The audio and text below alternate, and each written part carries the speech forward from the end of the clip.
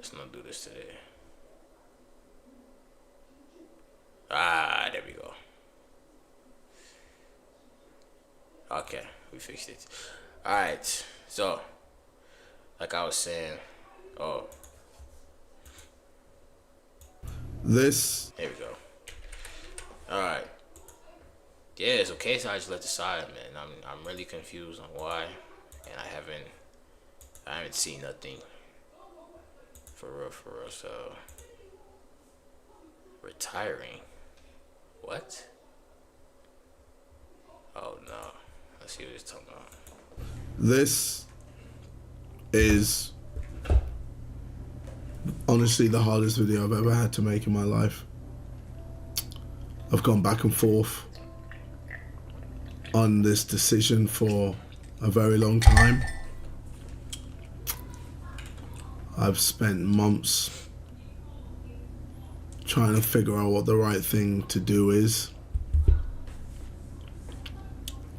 But after a lot of thought, I have decided that I will no longer be doing Sidemen videos.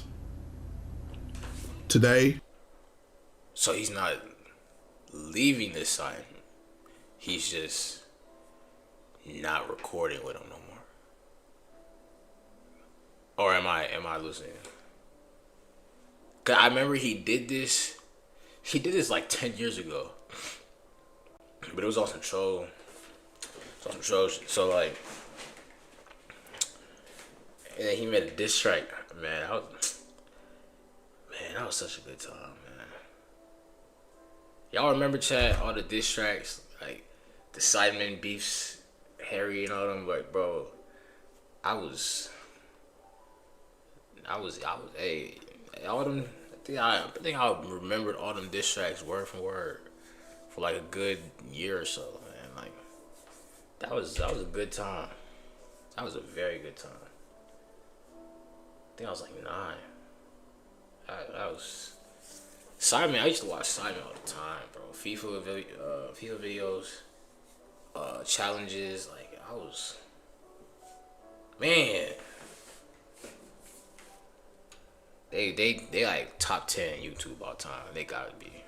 Thanks. Oh. 31st of May will be my final Sidemen video. Even saying these words out loud, it just doesn't feel real. The Sidemen have been such a huge part of my life for over 12, 13 years. For almost half my life, the Sidemen have been my second family. We've grown up together. We've traveled the world together. We built something that none of us ever thought was possible, especially back then when we were making random videos together and playing GTA. I still remember those early days with no idea that tens of millions of people were going to be watching us on the channel. And somehow this turned into an incredible journey.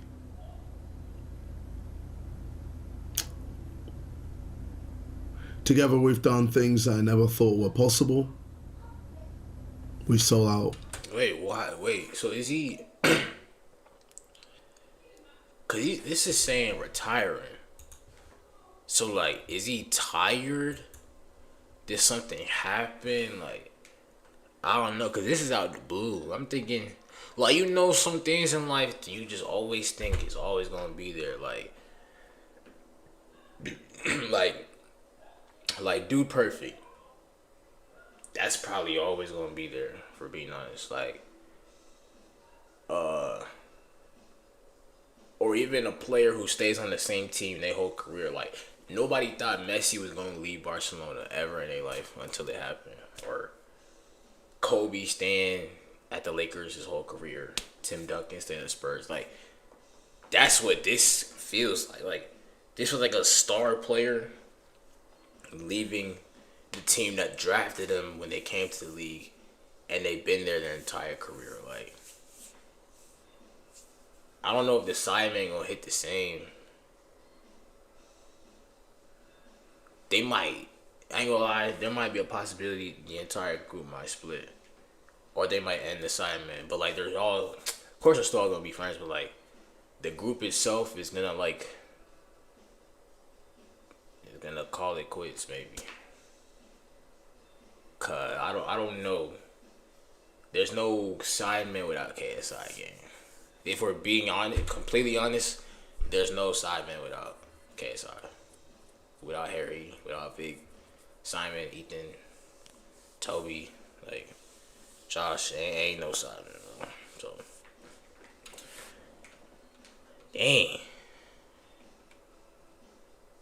He must be tired or so. Yeah, he must be tired or something, bro. Cause that's good. Oh, I did a thumbnail. Hold on. Sorry, chat. Gotta do what he gotta do. Alright, let's do it. Arenas. We sold out stadiums. We've broken records. We've made Netflix shows. We've done a lot. And we've shared so many good moments on YouTube. And those moments will stay with me for the rest of my life. We've been there for each other through some of the highest highs and the lowest lows of our lives.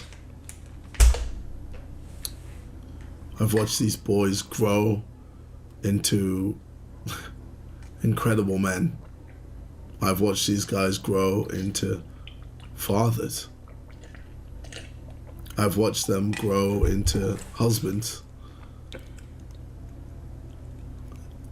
And I'm so incredibly grateful to experience that journey alongside of them.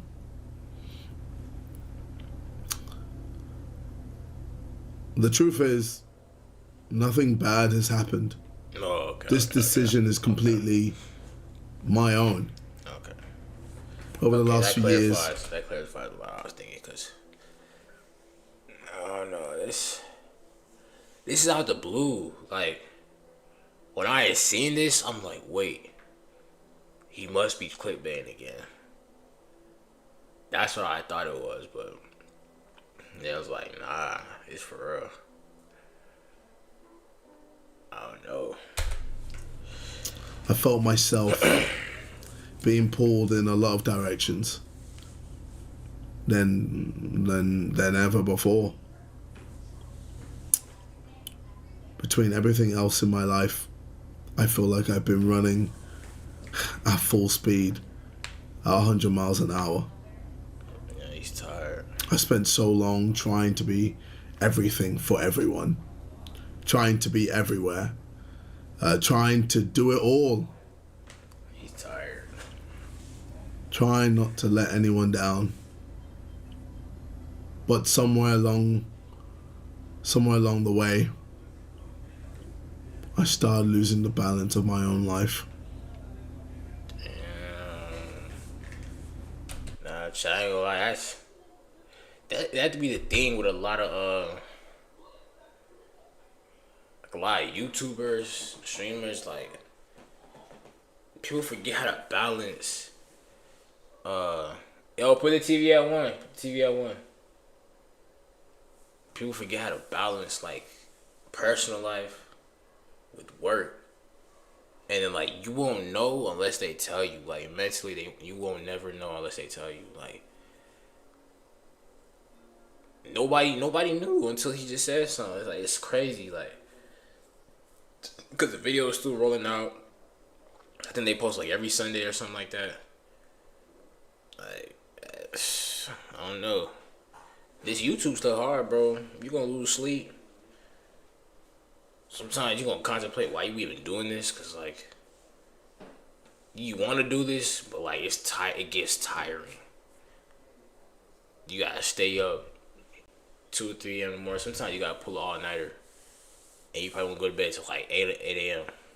Bro, I've done it before. Like, especially when I really had to put a video out. And it's a sacrifice that not too many people want to take, with good reason, cause it's tiring.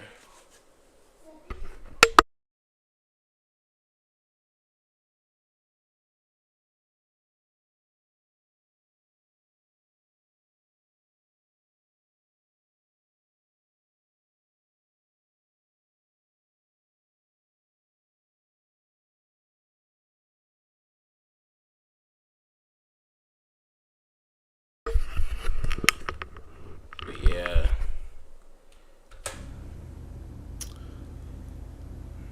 I found it hard to make enough time for myself.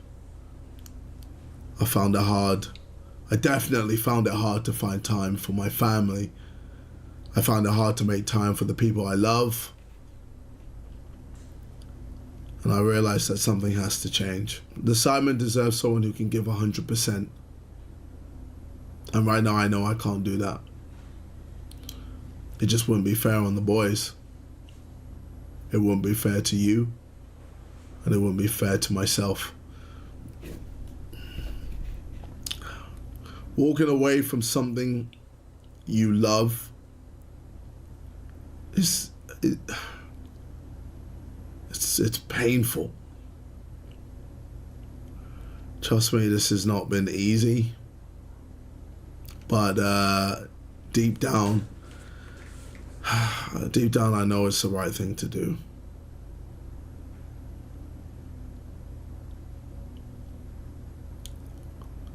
Those boys help shape who I am today. And I hope in some small way that I shaped who they became too. To Simon, the friend I've known the absolute longest, from the times we fought when we were young to all the happy, great times we had when we used to live together. It's so cool. It's so incredible to see you as a family man now. I also know how hardworking you are. I remember you told my brother that one day you were going to be bigger than me on YouTube. It might not have happened yet, but I know it still could happen because you are relentless. I feel like no one works harder than you, bro. Honestly, you are a machine. And you will always have my full support.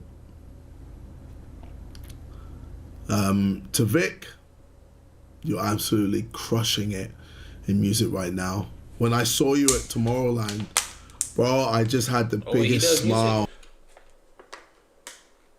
He does music. I didn't. Hold on.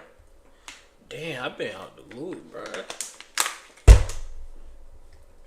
It's not like I stopped watching them, but like, well, I kind of did. But it's just like I started venturing out and, you know, trying to, I guess, content. I don't know, more careers started coming in. So, like, I forgot about my core. Because I think there were 5. There's like 5 channels I remember that I was always watching. It was Simon, the Ace Family, Logan Paul, Jake Paul, and Pretty Boy Fredo. Those are my 5 that I was always watching. So like now to see like how even YouTube has changed, you know, in a span of like 5-10 years is actually crazy. So I don't know, man. And I was just so happy. I was so proud of you, man. I know how much you love DJing. Oh, and yeah, I'm DJ. so excited about your future. And maybe one day we'll have that collab. To Ethan, I still remember one of the first times we met. You're always laughing, and your laugh would instantly make me laugh. So we're just laughing at each other the whole time. Oh man, bro, you're just so funny, man. And to see you now with Faith and your little girl, it just makes me so happy. It just makes me so happy, and I know you're gonna be a fantastic dad. I mean, you already are a fantastic. I know words. Sorry, I know you already are a fantastic dad. But, oh man, Olive is just so lucky to have you as a dad. To Harry, bro, never changed, man. Even when us as boys are having a heated argument, you would be the one that would just drop a meme and make us all laugh. You are one of the greatest people I know, and I'm so glad to have you as a friend for life. To Toby, I mean, everyone calls you the nicest sideman, and it's because it's true. On and off the camera, you give each and every person respect, and I just love that about you, bro. You know, I always wondered why you hardly ever drank alcohol. So when I decided to stop drinking a few years ago, you were one of the few people that helped me throughout my sober journey. And bro, you helped me in more ways than you'll ever know. Damn. I'm so happy to see you really coming out of your shell this year. So, bro, just keep it up, man. And finally, to you, Josh, I mean, bro, I started YouTube because of you. I mean, let's be honest. You have been my shoulder to cry on when things were tough, when things were low, especially with the whole situation with my brother. You were there, man. You were always there to help. What situation? Let me know in the comments what situation you're talking about. Because, man, I've been... Dang, I don't know. I feel like I ain't seen these boys in forever. I don't know. The Simon itself, like, it's not the Simon charity match. I don't remember the last time I actually watched a Simon video. So there's probably a lot that's been going on. I probably don't even know. That's crazy, bro. And I want to thank you for absolutely everything. You have changed my life for the better. And to the people behind the camera, the cameramen, the editors, the thumbnail designers, the sound designers, the people who do visual effects, and so on, everyone who helps behind the scenes, thank you so much. Thank you for all the hard work you put in. I want you to know how much I appreciate you all. Thank you all for the memories. Thank you, boys, for the friendship. And to all of you watching, thank you. Whether you supported us since the bedroom days or the Sidemen House days, the football matches, the road trips, the holiday videos, the Tinders, whatever. You might have even just been a fan recently. Thank you for giving the group a career beyond our wildest dreams. I hope you continue to support the boys because they truly deserve it. They're still going to do amazing things, I know. They're still going to make incredible content. And I will definitely be watching alongside all of you. Damn. But for now, I don't know if it's gonna hit the same, bro. I haven't watched in a long time, but like just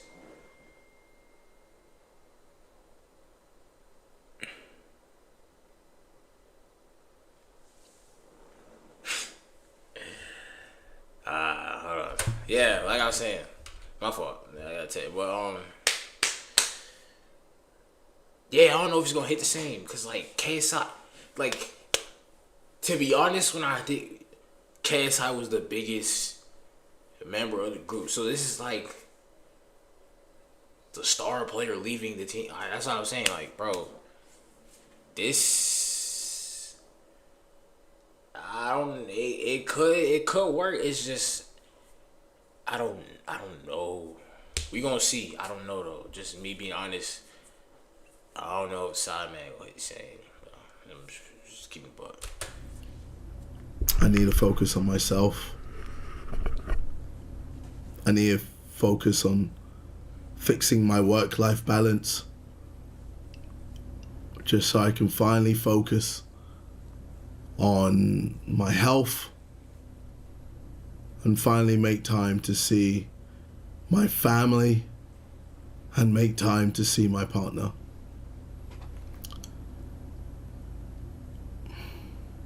Thank you for everything. I'll see you guys in a bit. Take care and peace. Damn. Hey, WKSI. WKSI. That's.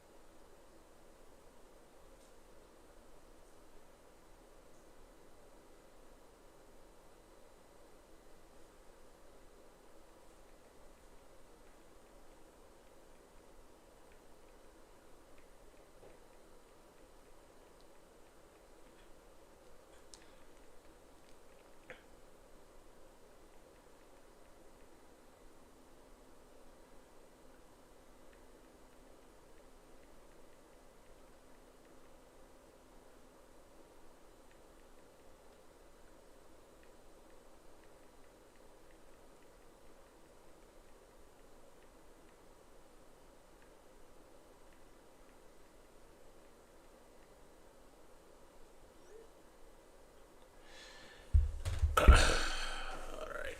Well, you gotta figure something out. Hold on, chat. I gotta use the bathroom. Hold on.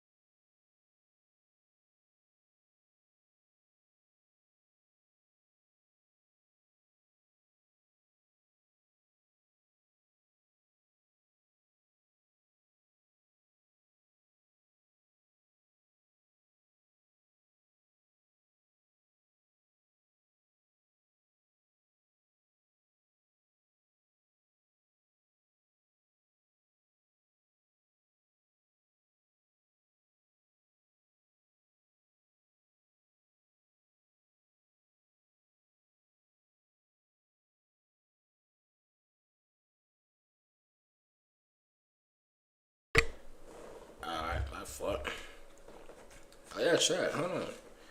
Streamer University is on the way back.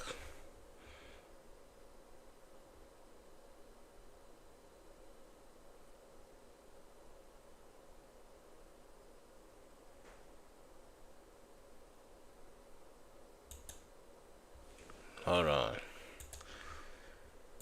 Let's see something.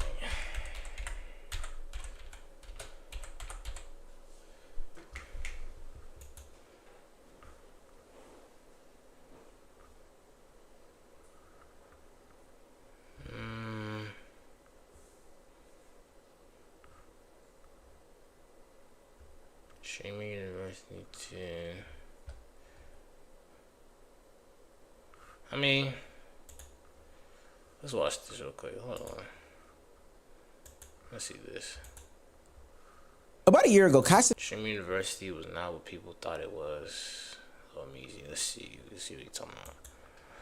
had arguably the biggest streamer event that we've seen in modern times. He invited a bunch of random content creators and some of his friends to a college campus in order to launch what was known as Streamer University. And although there was a ton of chaos that happened, for the most part, it was arguably one of the best things that happened for a lot of content creators. Now, doing something unprecedented like this would cause for unprecedented criticism, but I don't think that people really realized how much that Streamer University will go on to do so much good for the streaming world, and it will ultimately go on to change some of the streamers that were in its lives. If you try to... Who did we find out after? Who blew up? Yana, Yugi, Arky, Rakai. I say it elevated Rakai. I don't think Marty and them were there yet.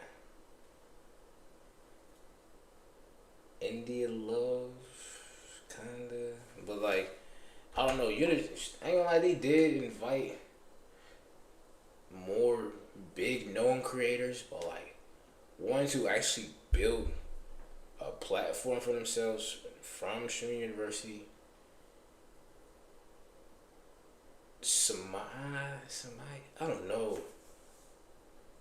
He probably gonna talk about it. Let me see.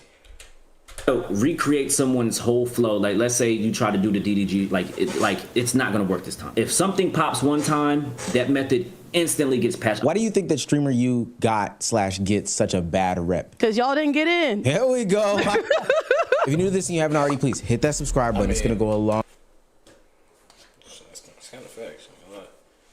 People will sleep now.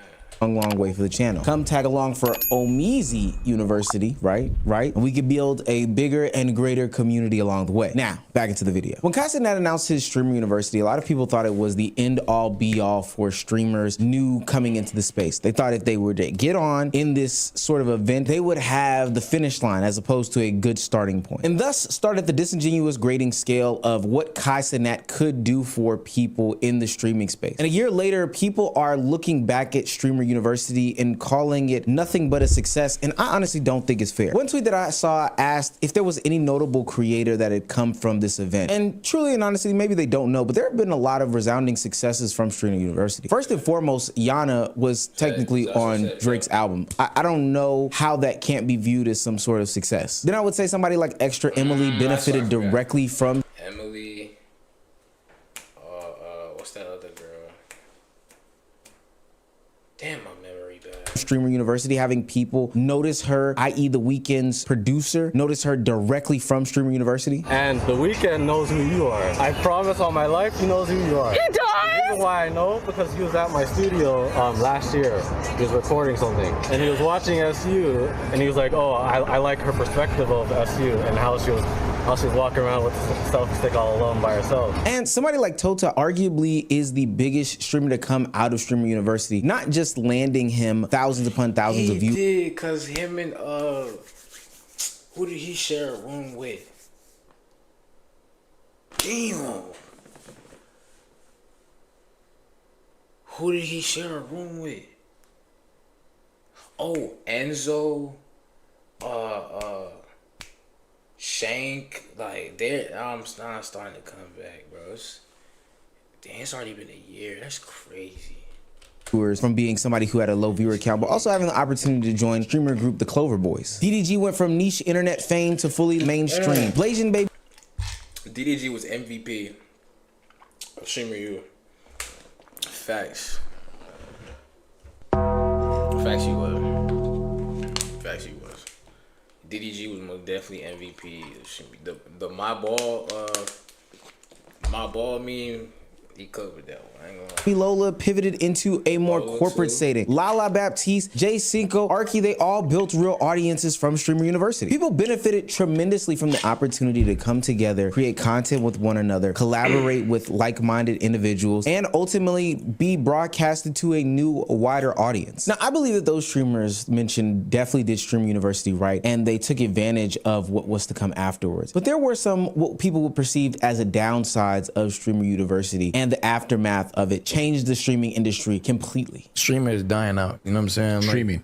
Hell You yeah. think streaming is dying out? Hell yeah. Streaming is like, it just became so oversaturated, you know? So I feel like, me personally, from a creator standpoint, I feel like once Streaming University came, it fucked everything up. It made the numbers feel unreal. Like back then, niggas having 7,000, bro. When you had 7,000 like a year ago, bro, that's like equivalent to a nigga having 60,000 right now. Now, I think a little bit of context needs to be added. First and foremost, during Stream University, somebody like a DDG hit 200,000 live viewers, and everyone was about at 15K to 30K. So 500 to 1,000 viewers, it almost seemed like it wasn't impressive anymore. I do think that the goalpost moved, but most importantly, out of a Streamer University, I saw so many people want to hop into streaming. Now, I think it's worth noting Jay Cinco was at Streamer University and definitely monetized off of it. He's just pointing out the fact that people showed up to the gold rush that he got in early on. But that's basically how every single gold rush works. People see this thing blow up in the space and then everyone rushes to do it. Most of them doing it with half-assed attempts, to be quite honest with you. If you go back and look at all those people who bought phones after Streamer University, some of your favorite content creators who stepped into streaming, and just some people who tweeted, I wanted to get into streaming right after Streamer University, a lot of them aren't doing it now. A lot of them have totally stopped. A lot of them have fallen off wholeheartedly. Now, most of these people are probably... I mean, you can't get mad at that because here's the thing. Nowadays, people use streaming to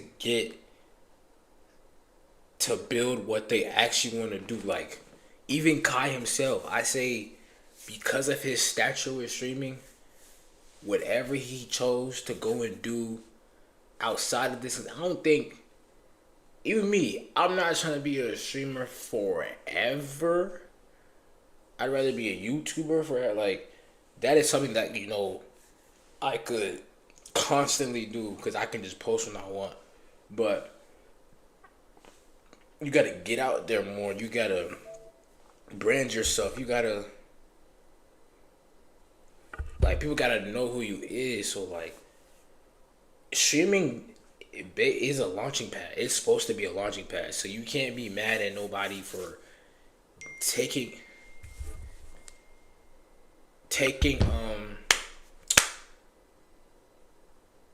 the gold spoon off the silver platter and going to go shovel it and make a bigger sandcastle. Like, if streaming helped Yana get on a Drake album, that was the whole mission. Oh, wait, my God! Wrong one. That was the whole mission. If Kai used streaming to make Vivette, that was a good move. If DDG used streaming to do a whole live tour because he likes music more, that was a good move. Like, you can't be mad if people use streaming as a launching pad. That's basically what it's there for. So I don't see nothing wrong with that. looking for an opportunity to uplift themselves from whatever financial burdens that they had, not understanding how real of a task and job streaming actually is. They thought it was something that could be fun, monetizable, and taken lightly, but it's actual serious hard work, one where you have to devise a plan and a strategy that leads to a long and fruitful career. Or you could attempt to take the shortcut like some of these content creators did and go the whole insane attention farming type situation. Y'all closed? I got some money for you. We are closed. I'm famous. You can't do me like that. Can't make me a taco? Damn, nigga. I can't get a chicken taco? I'm so sorry. Just make me a taco. Sit down. I give you $100. You don't want $100? Wow, that's crazy. That's fucked up, man.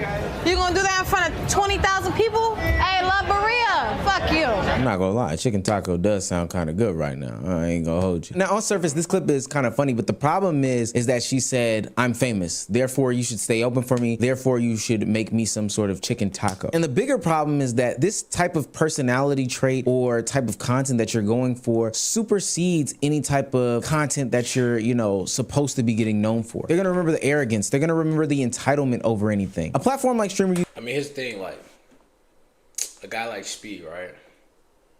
Anytime he goes outside the country, they love him.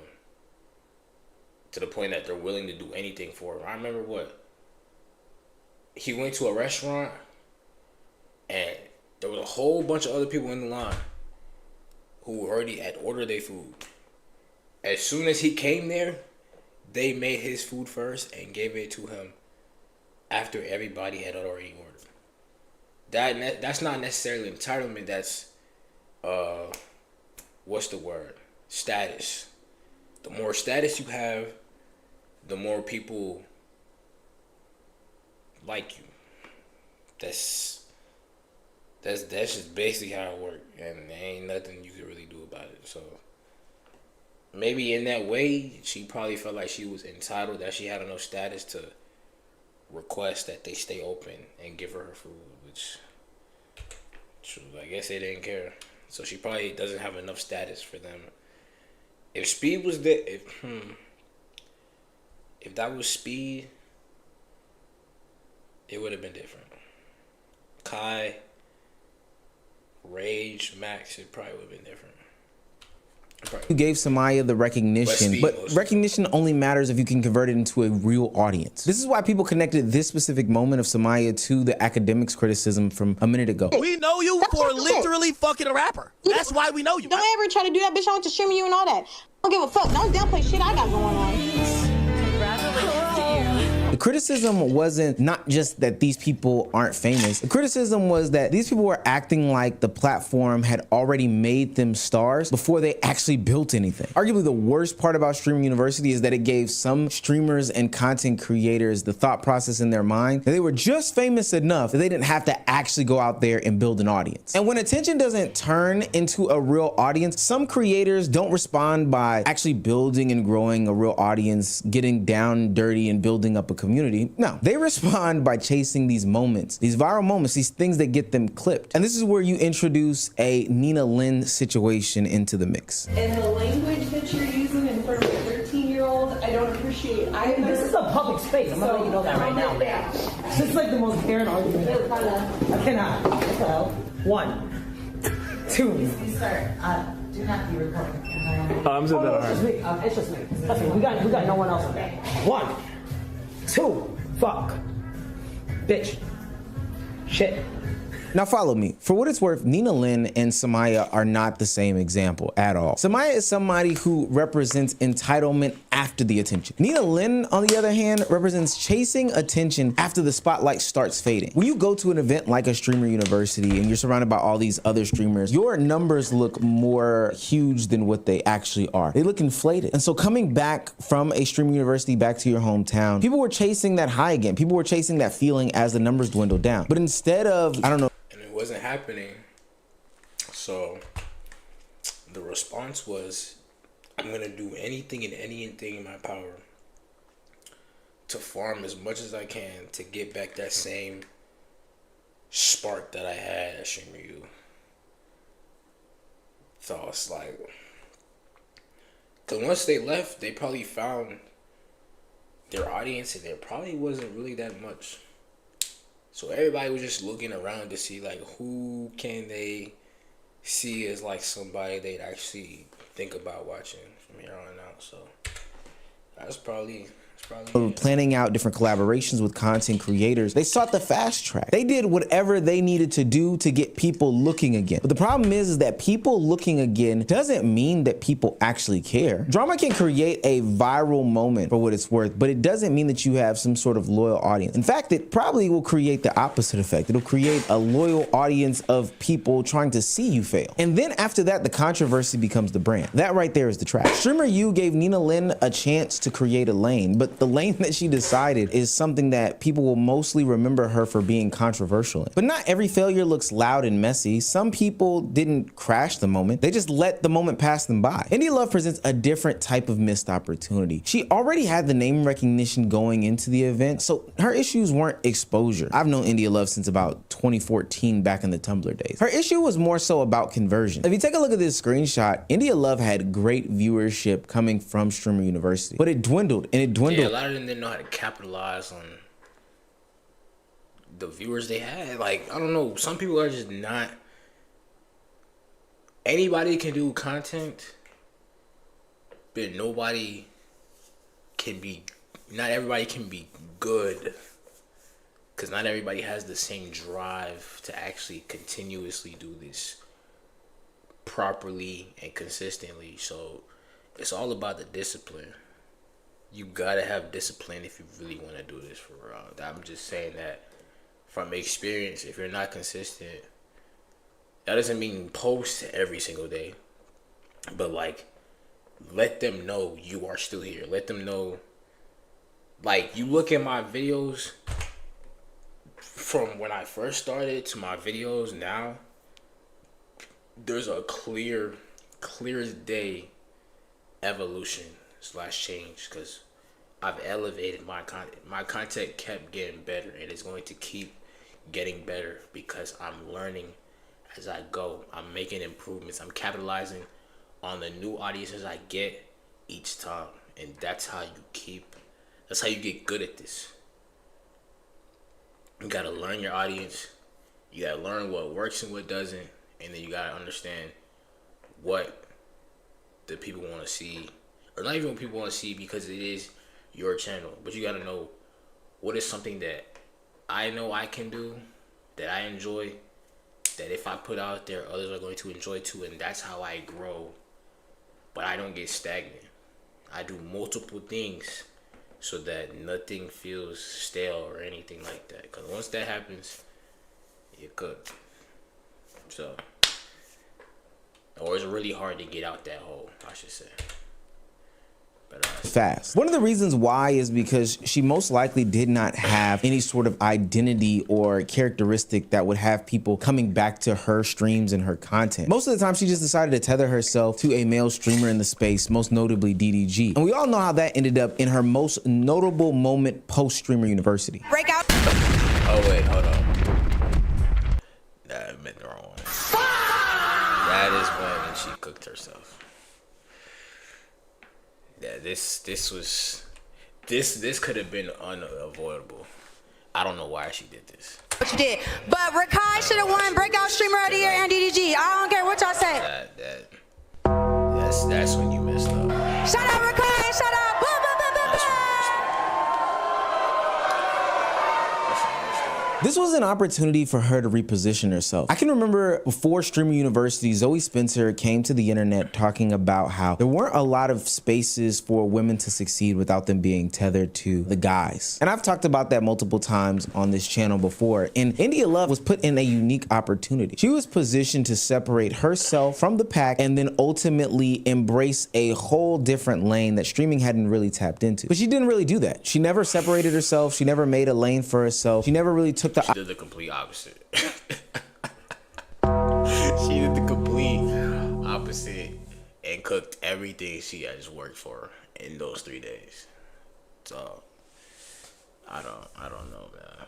opportunity to stand out and maybe even galvanize some of the young women in the streamer space. I would say that people left her streams not knowing what to expect, and that's probably true for the individual streams, but for the streams where she did exactly what she did, they put her in the box of a pick-me, which, hey, rightfully so. But at the end of the day, it was a missed opportunity because she didn't sever that tie to the existing fan base that was already there, that wasn't really there for her. So then anytime she had a moment, people would react, people would make their think pieces, but ultimately people would move on. And I could go on and on about different examples from Streamer University, but once you look at all of them, Ray's point becomes the part that explains the entire thing. Yeah, if you got part two, how do I tell you? We not getting in, bro. If they're streaming you part two, I'm telling you, bro. Whoever go back the first time, you're not going back this time, bro. How do I tell you, bro? It's over, bro. There's no way. I think this time. Here's the thing. It might be Kai might not know if people are just gonna watch any of these random people. So that's why he brings a few known people to like actually get you to be like, okay, he's here, that I'm gonna go tap. So maybe all the people who are already known in streaming should solely be the teachers or some type of administrative role. But all the students should be low tier streamers that people probably don't know about or are slowly on the come up. And that would probably make it more of a school / a fresh type of idea. Cause him bringing people, like, of course it was entertaining, it was funny, but like, it was just another day. It was like one big crossover episode.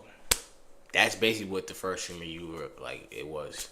So this time it's got to be like a new season of Love Island or something. I don't know, something like that.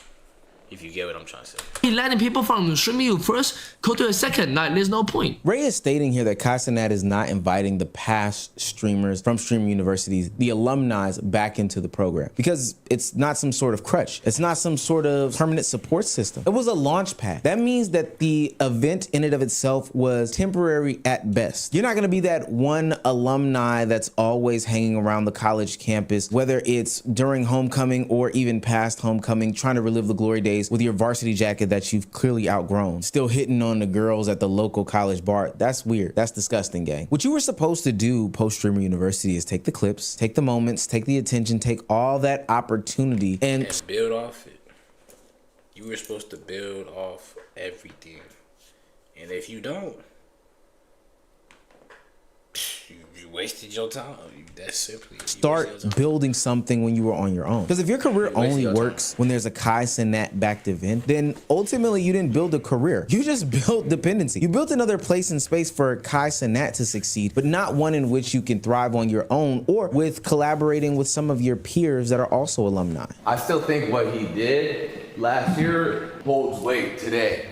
Really? Yeah, Streamer University created how many, you know how much like further that pushed Streamer University and how many like careers spawned off of that? Like, yeah, he could probably chill there for a minute. Anyone making any sorts of criticisms about what happened to any of the streamers from Streamer University, are there any successful ones, is being totally 100% disingenuous. And I think it's two reasons why they do this. One, I think it is a part to shade Kai Cenat because the internet's gonna take an opportunity to shade him regardless. But two, and I think more importantly, just because it doesn't exist on your timeline doesn't mean that it did not happen. So I've taken the opportunity to have conversation with a couple of alumni from Streamer University to ask about their experience during the process and after to truly understand if they were or were not successful, or answer the age-old question, was Streamer University a waste? Marcus, how you doing today, man?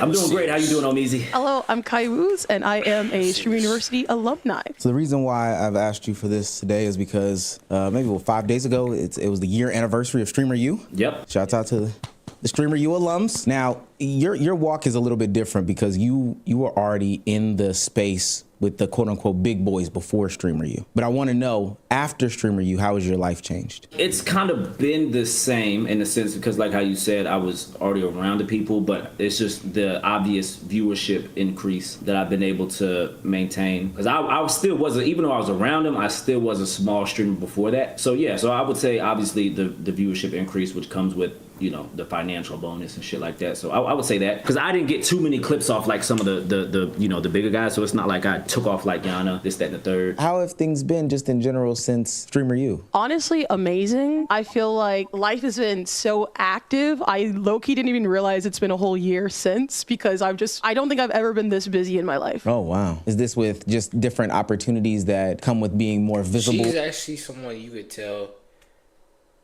Streamer University did her right, and she used that in the right way because her numbers have been going up since. That is somebody you could tell actually understood what the assignment was when she first got there.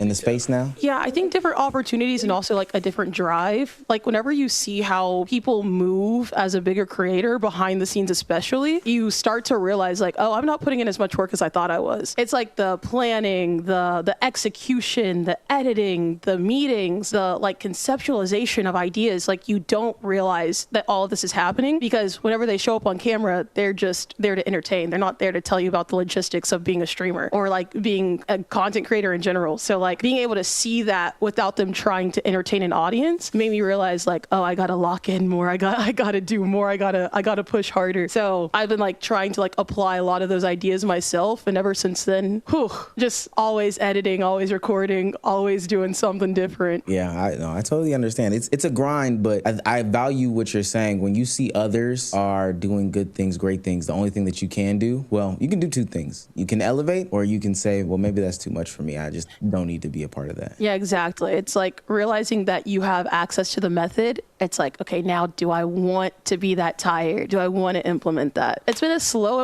implementation for me because I'm like, I don't want to burn out, but it's been very satisfying. Now, this is some of the controversial questions that people have about Streamer U. How come we aren't seeing more people that attended Streamer U be successful? That's not something I've thought about too much because I feel like everybody kind of, you know, it benefited a lot. There are some people that, you know, probably didn't see too much benefit after it, but a lot of it could be preparation. I think a lot of people didn't or maybe didn't know like what to do after. Like even if you do get this increase of viewership, what to do after, how to capitalize on it after. It's still it put people in the right rooms, in the right doors, and I did think it served a purpose. But if you're kind of just thrown into the lion's den without, you know, really expecting, you know, I feel like a lot of people would just kind of trying to find the, you know, the most respect for what he said. But you'll kind of fizzle out a little bit because, you know, just not being prepared. Because I mean, even me, I didn't know what to fully expect, and because I was a smaller. I mean, I don't know if it's not about being prepared. Like, you know, I just want ready to work. Like, I don't know how you could not. If Kai, the number one dude, think about that. The number one dude that has ever touched streaming gave you an entire 3 days to market, boost, and elevate yourself around other people that were top 10, top 20 streamers. And like, how did you, like, I don't know if it's more of a preparation. It's more of a like, how bad did you really want it in the first place? Because there's no way you could have not have.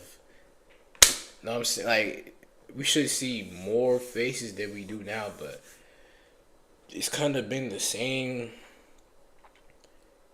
10 to 15 faces you see every day on shit. Like, the clips, like, you'll see the same people.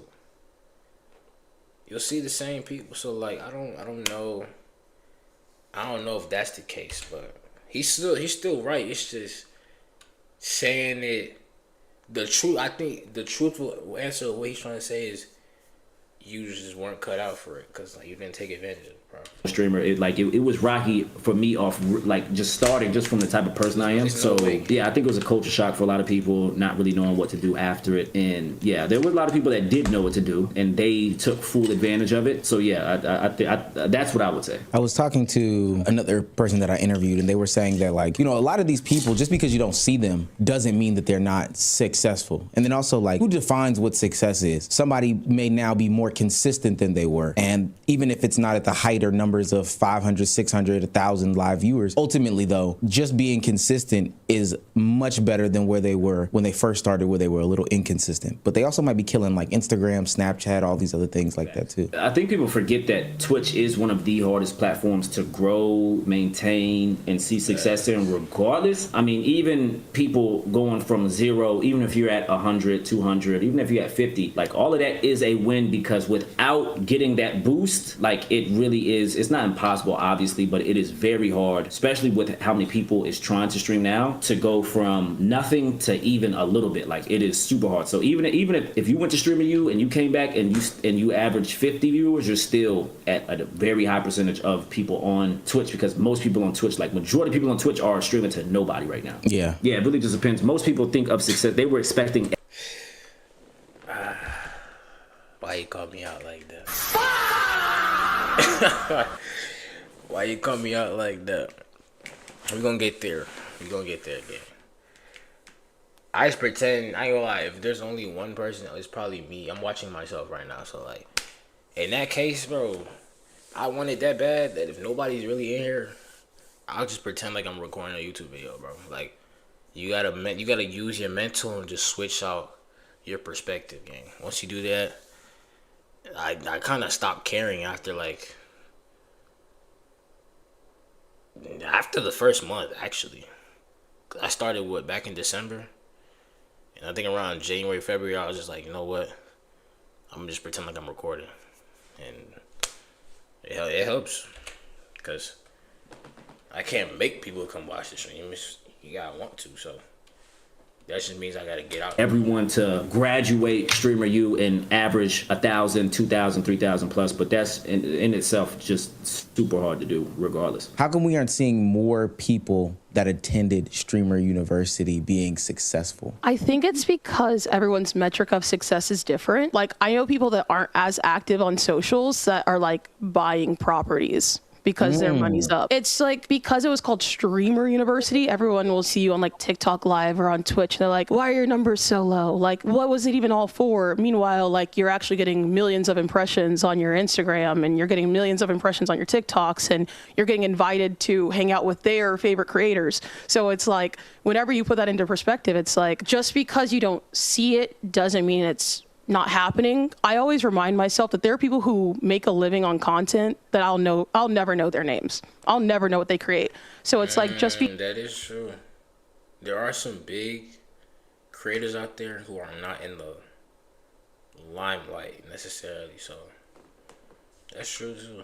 Because we were introduced to a certain audience doesn't mean that was the streaming as a launching pad, like I said. Audience that we necessarily belong to. Like, that wasn't our niche. I'm no Kai Snap. Like, I'm the first person to admit that I don't have that energy, and I don't have those ideas, and my personality doesn't fit into that. Whenever I was chasing that right off of Stream University, all I did was deplete my money and burn myself out, and realize like, oh, I like IRLing, but like, I don't need to like do it at this level, or I don't need to do these ideas specifically, because that's not my audience. That's not what I'm looking for. So I think a big part of it too is just like, we're not in your algorithm because you don't like our content. And I think that's fine. Like, because we have our audiences and we have our people, and the internet is so vast. So I think a lot of people are just like really in their zones, and it's not that they're not creating, it's just that they're in a different like area of the algorithm. I think people forget that the internet is so big, so just because you're not seeing me doesn't mean that I'm not working until one day like I pop back up on your algorithm, and then, you know, I've got this going on, that going on, and you're probably like, oh wow, I haven't seen this person for years. But yeah, exactly. And it's like those people that people expect us to be around on camera, sometimes we don't fit into their content, but like behind the scenes, like a lot of the people from SU, especially like the professors, have been so incredibly helpful with like mentoring me over the course of this year. So it's like, just because I'm not popping out on a stream doesn't mean that those people aren't still helping me elevate my content to fit what I want to do for the rest of my life, basically. Why do you think Streamer You continues to get such a bad rep? I mean, if I'm being honest, as glazed as it sounds, I think most of it is just because it's under Kai's name. Like, if this was another streamer's idea that doesn't get as much hate, then I don't think it would see that much. And then I think a little bit of it too is there, like, a lot of people will fuel the fire for the hate because they weren't picked. So some niggas are just like, it was some niggas that weren't even gonna give it a chance, even though they were gonna watch it, but they don't even give it a chance to praise it, because if niggas had super dreams, because there's a lot of people that for some reason, and I'm seeing it now, for if he does a second one, I'm seeing niggas post now where they think this is like end all be all. Like, I'm seeing people hit me up like, damn, like they think like if I don't hit this, then, you know, like it's over with. So it's like it's people like that was like, okay, I need this so bad, I don't get it. I mean, the whole reality, like, there's a lot of people that don't need to be there anymore. They don't need Stream University. Yana don't need it.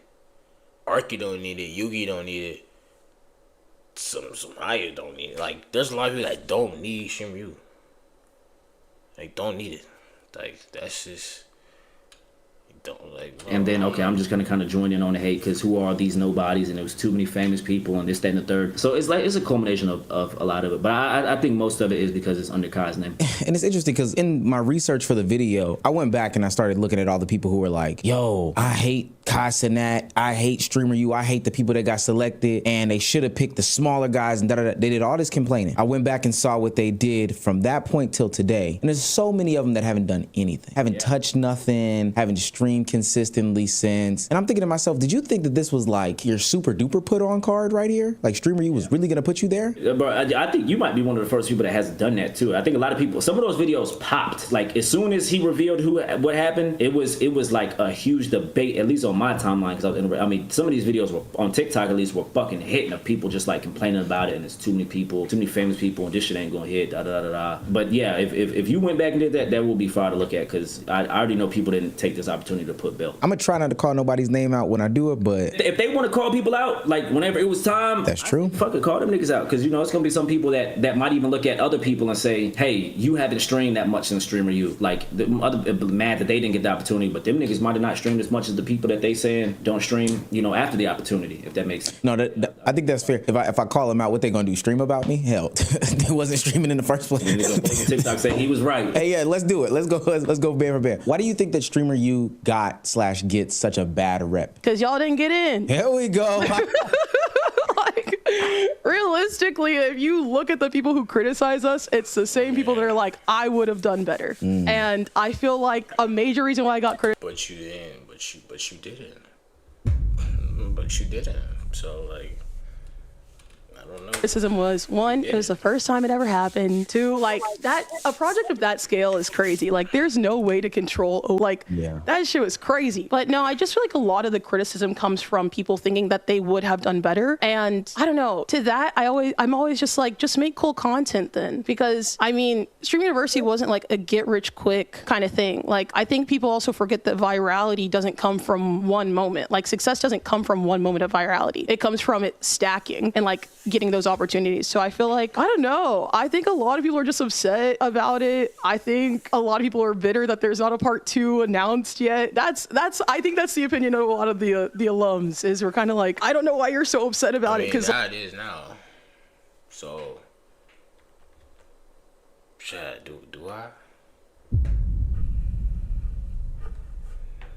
do I put in my application?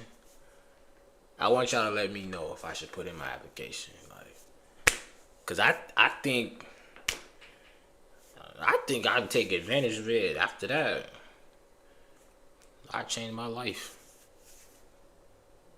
Bro, I might start an application tonight. I'm not gonna lie. I gotta go over the logistics with my peoples, and I'm gonna get back to y'all. But that might be a considerate. Like, if you were there, actually, a lot of people are like, people didn't get anything out of it. We got a lot out of it. I think even people who didn't have viral moments, again, like seeing how those bigger creators move was crazy. But yeah, I really don't know why it gets so much like backlash other than that. I do think what you said is true, that people thought just off rip that they would have been able to do more with it. But I'm gonna be quite honest with you, because it's the anniversary and that's what this whole video is about. I went back and looked at a lot of streamers or content creators or whoever that made videos at the moment saying like, oh, you know, I would have did X, Y, and Z. Went back and looked at what they did in the year. Respectfully speaking, y'all wouldn't have made it. They would have been the people that, you know, took the picture with Kai, took the picture with Duke, took the picture with Agent, and then it would have just existed in that ecosystem right there, their Instagram or their Twitter. They got what they needed, it would have left. Like, people were using Streamer U to boost it up, but people were just gonna use Streamer University just to use it. It wasn't even about. It was about the moment rather than actually trying to build a career off of the opportunity you were given. That's what a lot of people misinterpreted and missed the opportunity. But they wouldn't have done anything else content. That's what I've been trying to say this entire time. Wise, because they didn't do anything for a year. It didn't make them hungrier. It didn't make them more motivated that they didn't get in. It kind of just said it just to say it. I agree. And that's like, people come into my streams all the time. How do I get into SU Part 2? I'm like, well, what have you done since SU Part 1? Because that's a big thing I always say is I'm like, don't let someone else determine when you blow up. Just grind. Who knows if you're going to need it by the time it comes back around. If you like are really producing content the way you want to. I think another thing is so many people think about getting into it that they kind of forget that content is about the love of the game. Like so many people are just waiting to blow up that it's like, just play games with your friends, just go IRL, just like have community. Because I truly honestly believe that's why we all got in, is because, you know, first round you're like, what are the odds of me really making it, or someone that I know making it? It's so slim. I'm just going to shoot my shot. Like, I love doing content and I've been doing it regardless. And I think that's why we got in. I think more people should just care about content instead of caring about the opportunities that you might get from it. Last question. If you could give advice to someone attending in the future. I think one of the first things is people have to take what they saw from the first one and apply it, and obviously in your own way. If you try to recreate someone's whole flow, like let's say you try to do the DDG, it's not gonna work this time. If something pops one time, that method instantly gets patched. Obviously, like, you know, girl content is gonna hit on the next one too. Like, so it's gonna be separate themes and shit, but you're gonna have to bring your own sauce, your own flavor, and not just like don't just go in that bitch and say, I'm just gonna do exactly what Rakai did last time so I can try to get 200,000 views. I mean, it's not gonna work. You're gonna have to bring your own sauce, bring your own flavor, be you, because even whenever you leave that, you're gonna have to uphold, like, you're gonna have to, like, if people attach to something, they're gonna have to want to keep seeing that. Another thing is, know that you are being thrown into, like, just be prepared to be thrown into the lion's den. Like, just know the Clippers are going to be outside, and if they saw a certain situation, like when people are bullying people, trust and believe. Like, them clips hit, trust they will be. You're getting clipped. You better watch yourself. They are watching. They are watching. Sniping for that same shit. So just know you might get bad clips. You got to know how to navigate it. Don't let it fuck your vibe up. Like, yeah, stay ready. I mean, it's gonna be some weird people that's clipping shit, just trying to get themselves a banger, this, that, and the third. So be ready for that. And niggas have got to worry about your post Streamer U strategy. What do you do after that? Look at the people that obviously took off after it. What did they do? And then how do you kind of apply that? Obviously, without biting one for one. I hate people that bite one for one, but add your creative spin to what. Look at the people that did take off. Look at the people that you would think are successful after it, and how can you apply that to your everyday stream after that? Because it's gonna have to be the hardest that you've ever worked after that. Like, as soon as Stream Use is done, there is no chilling. There is no damn that was a lot. It's none of that. It's gonna have to be, you're gonna have to be posting clips, socials, collabs, literally everything. So yeah, just learn from the mistakes of all the people that went for the first time that were gonna be made, because this was the first time, you know, we went through that. So yeah, man. Just learn from everything. Last question. If you could give advice to someone attending in the future, what would it be? I would say, number one, schedule content out before you get there that will like air as you're in the middle of Streamer University so that your algorithm is taking off. We didn't have service while we were out there, so luckily I had videos that were scheduled, and that allowed me to get some kind of traction because I was not posting like that. I'd also say one thing I learned was you can be genuine and be ambitious at the same time, I kind of blocked myself off by being like, I don't want to be a character. And by that, I ended up like slowing down how, I don't know, how quickly I became close with a lot of the people from SU. Like now a year later, I'm like finally hanging out with them and finally talking to people because I'm like, oh wow, like it's not clout chasey to talk to people in your network. So I just say like, don't let your fear of like misinterpretation like control how you act out there, because people are going to misinterpret you regardless. You're going to get clipped out of context. You're going to get one guide. It doesn't matter as long as you know what your goals are and who you are at the end of the day. Like that's all that matters. And also have fun. Like I think like it's one of the most fun things that you'll ever do. It's a summer camp full of people that have the same interests as you, and it's just fun, bro. Like it's just nice to hang out with people that are ambitious and driven and hungry, and I'm so grateful. Like it's amazing. I think people went into Streamer University with a bunch of misunderstandings as to what the event actually was. As powerful as I do think Kai Cenat is, Kai Cenat can't make somebody 100% famous on his own. That person needs to do their due diligence. They need to do their work. They need to have the YouTube set up, the Discords, the Twitter communities. They need to stream consistently. They need to have the creative ideas. They need to collaborate. They need to network. They need to do all those things. And for what it's worth, I do think the Streamer University gave them all of that. It's just about if they ran with it after the fact or not. And you heard that based off of the 2 interviews. Shouts out to Marcus and Kai. The people that are having this unnecessary and nasty ass criticism about whether or not Streamer University was a success or not a success just need to really take a look at the landscape as to what's going on right now in the streaming world. Post Streamer University, streaming became one of the biggest and most notable mediums of content out there in mainstream media. Everybody and their mama sparked up a Twitch account, started a YouTube account, TikTok account, and started streaming based off of Streamer University. Because it's like a lot of people coming together made a lot of people realize it is possible, but you have to really want this shit. And that's it. You have to really want it. If you don't want it, you're not gonna get it. You're not gonna get it, fam. That's it. And although some of them did not stick around, it's not necessarily because of a Kai Cenat. And some of them did stick around and you just probably don't see them because you're not searching for them. Probably just looking for another reason to hate on Kai, to be quite honest with you. And as we sit here and wait for the next round of Streamer University, I would just like to say to any of the critics, please go back and, you know, do your due diligence. Look at yourself. And if you were somebody who were criticizing the fact that you couldn't make it, you know, maybe what are you doing to actually be invited to said event? And most importantly, work on building some sort of foundation or base to put this launching pad on. You can have the biggest boost in the world, but ultimately, if you're not willing, ready, and able to take advantage of it, then it's gonna be all for nothing, to be quite honest with you. And as we see Kai Cenat put out cryptic tweet after cryptic, when it's time. Oh, so he will come back.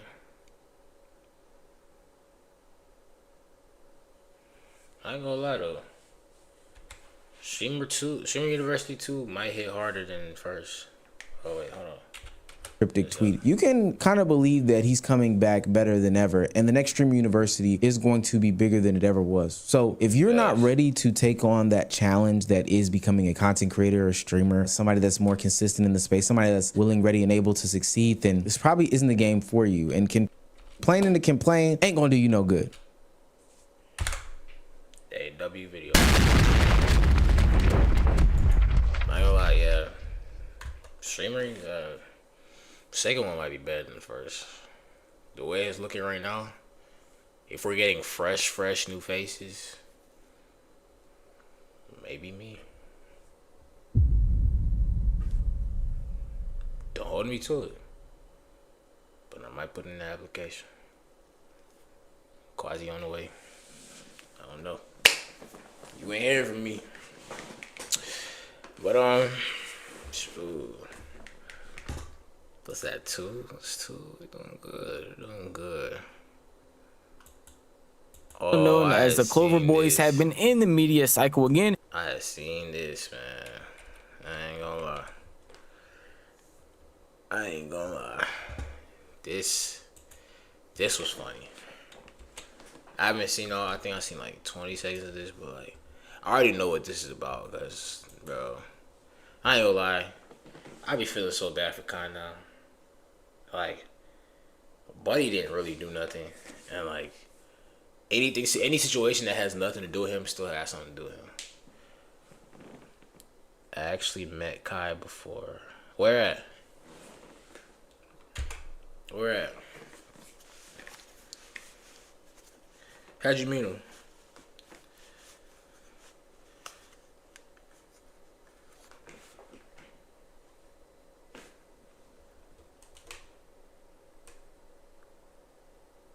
Oh, she must click Home Depot. Now that's crazy. He's probably trying to find new if structure for Vivette. That made no sense. I'm sorry. All right, so let's see. Let's see what he's talking about. Television. Kai snatched them, not put them on. Novely. He was filming too. Was this recent? I'm on TikTok live, chat. Y'all also on TikTok live. Y'all say what's up, TikTok. How long ago was this?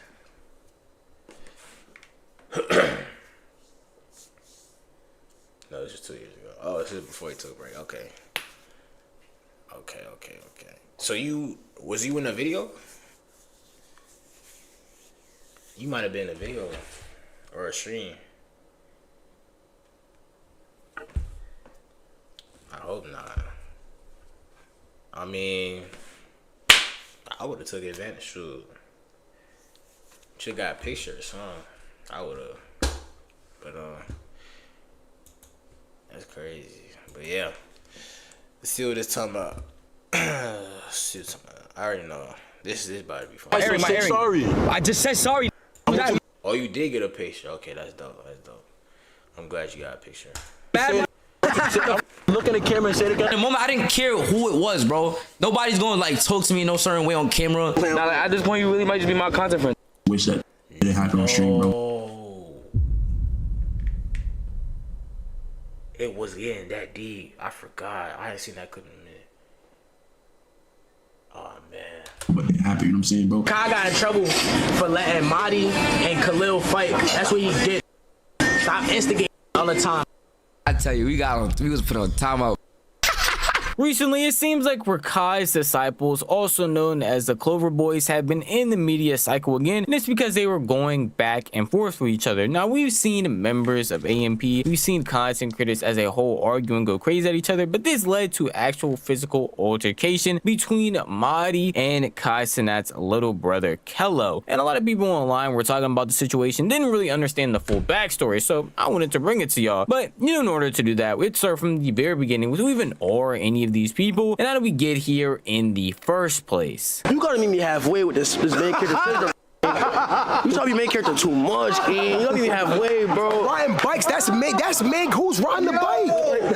The people you just saw right there are known as the Clover Boys, a group of streamers who all got together and basically are descendants of Kai Cenat or other AMP adjacent members, consisting of people like Ray, Tylil, Dez, Rakai. But as of recently, they've actually been adding a couple more people to the Clover Boys roster, or at least having their friends tag along in the stuff that they do, consisting of some streamers named Mahdi, Reem, and even Kello, who is Kai Cenat's little brother. But as of recently, it seems like every time the Clover Boys get together, they're in the news cycle for some of the worst reasons possible, and that's mainly because they rage bait and antagonize each other on a consistent basis. That'll help you understand the main issue we're going to talk about later in this video. They would go around doing crazy things like spraying fart spray on each other while streaming or getting ready to actually go to a streamer event. Look at him. What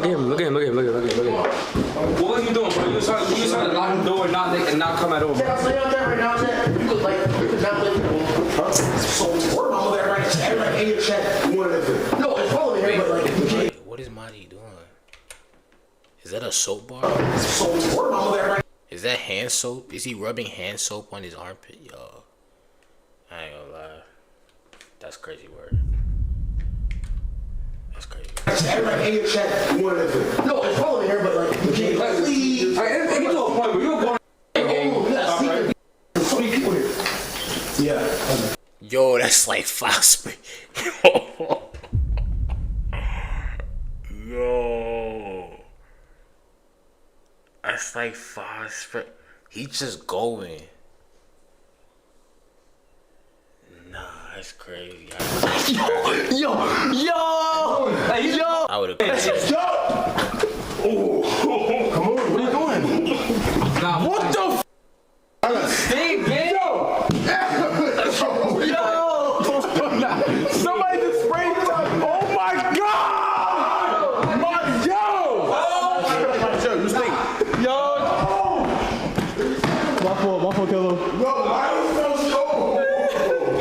Yo, Marty stink. Marty stink. Yo! Why do you smell like that?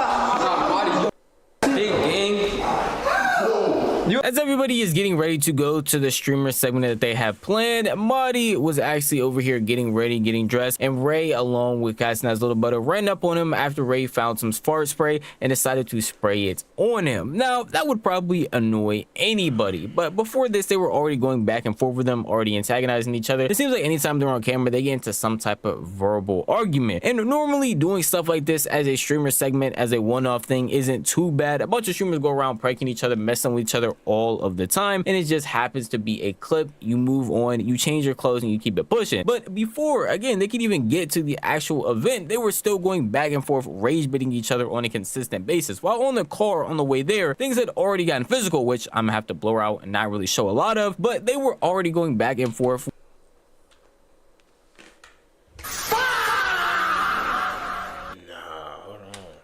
With Castanet's little brother smacking Marty's head, along with him just going back verbally with everybody else in the car. Yo, you got a man carrier syndrome, bro. Suck my A man carrier syndrome, bro. Kello, shut the up.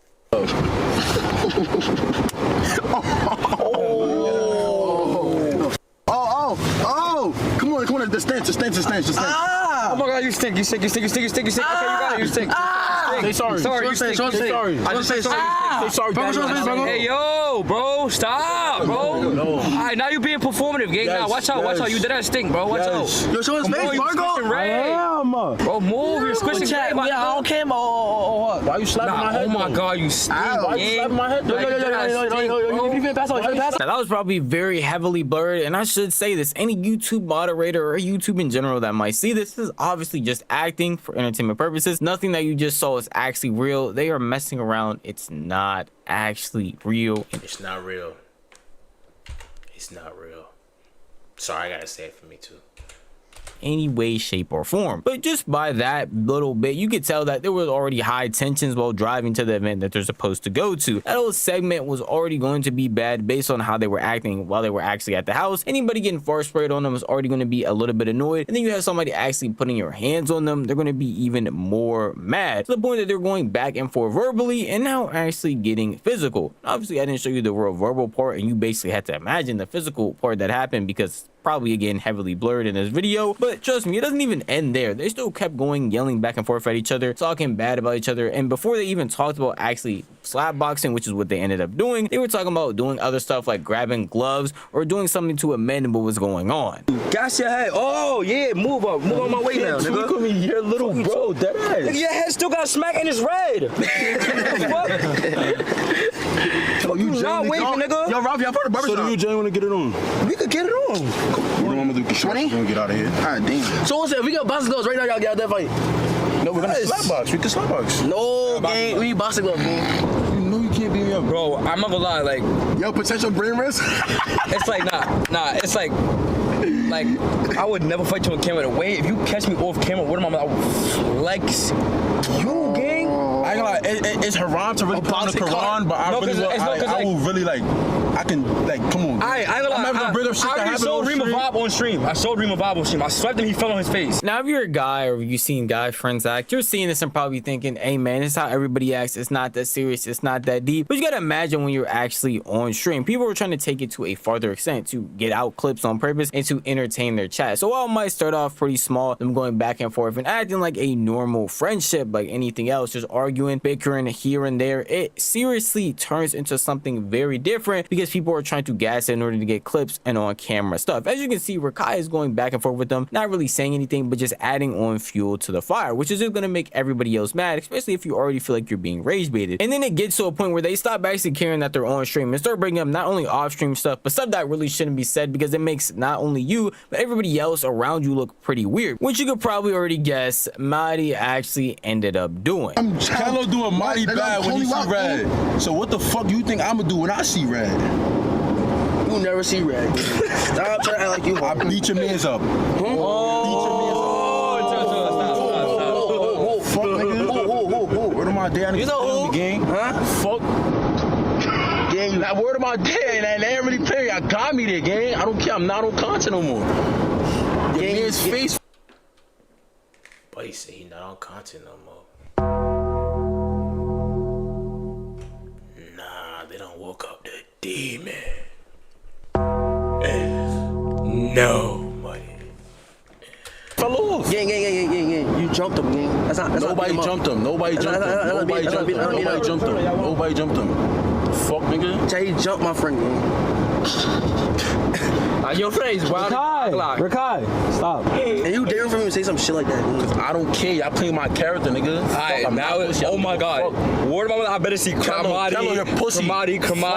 I better see Kramati. Word to bro, gang. Bro, why is every stream y'all niggas just arguing like a bunch of bad bitches? No, I'm talking about all y'all, all the Clover gang. Nah, I'm telling you. Word to my mother, the nigga just tried to throw me under the bus.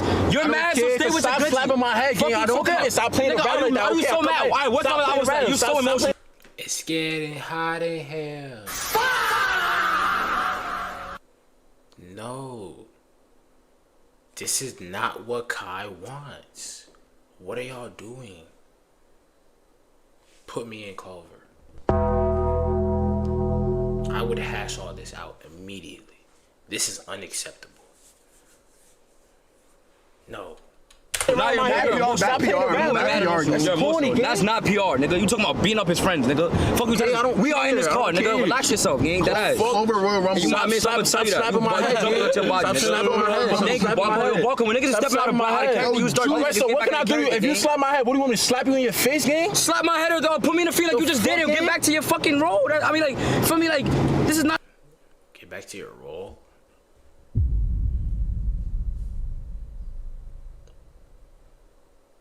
Like, what you doing right here is out of your body. So you could tell from the beginning the tensions were already high well before we got to the infamous clip that actually happened. They were going back and forth with each other for a good minute inside the car, basically all the way until they got to the place, with the point of Kai instigating consistently, calling up people like Dez, Tylil to see if they could be a ref for them to box, basically just edging them and pushing them to keep doing it more and more. When they finally showed up to where they were supposed to be, which was an actual... Hey, you know Tylil gonna know the fuck out this, bro.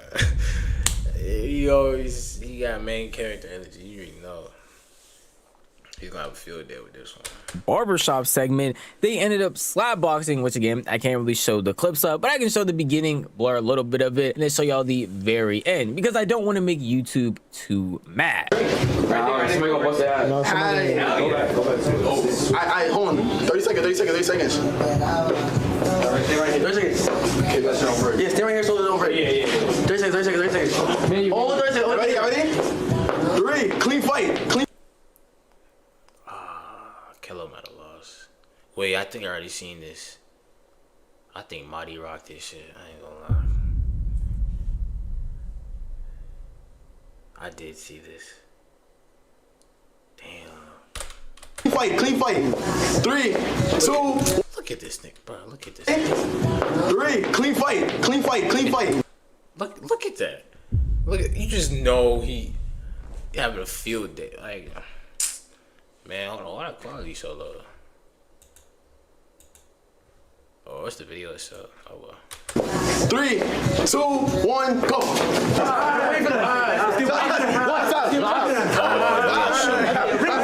They didn't show it, but like he left hooked. No, did he left hook her? Nah, it don't matter. I'm probably gonna show it. I knew that. Come on, gang. That's it. just so y'all know, because I probably had to cut most of this out, they said they were going to go 30 seconds. That was barely even 5. They went back and forth for a little bit, with Kello taking a very obvious loss there and them joking about it afterwards. But you could honestly tell that was going to happen. He is way shorter. Wingspan is not as good as Maddie's. He could just tell it was going to be a loss from the beginning, but still decided to do it anyway. And because of that, again, throughout the entire barbershop segment, they were joking about it, talking bad about it, to the point where even after the whole segment was done and they end up getting into the car, where Kai was still going on joking about the entire thing, saying that he was sad, saying that they could set it back up, which led to them even saying that he thinks he's going to just be streamer friends with Rakai. So you can tell already, even before, after, during all of it, the tensions were really high and people were actually getting in their feelings about everything. You okay? Lost a fight, but I mean, that's it. Nah, at this point, you really probably might just... at this point, you really might just be my content friend, dead ass. Another one. Like, dead ass, because the way you move is like you really might just be my content friend. I don't know, funny shit. And as I kept referring to the slapboxing clip as infamous clip, this clip went viral on places like TikTok, Twitter, basically.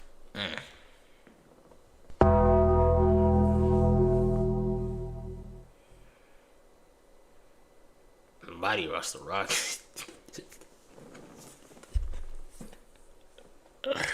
I'm sorry.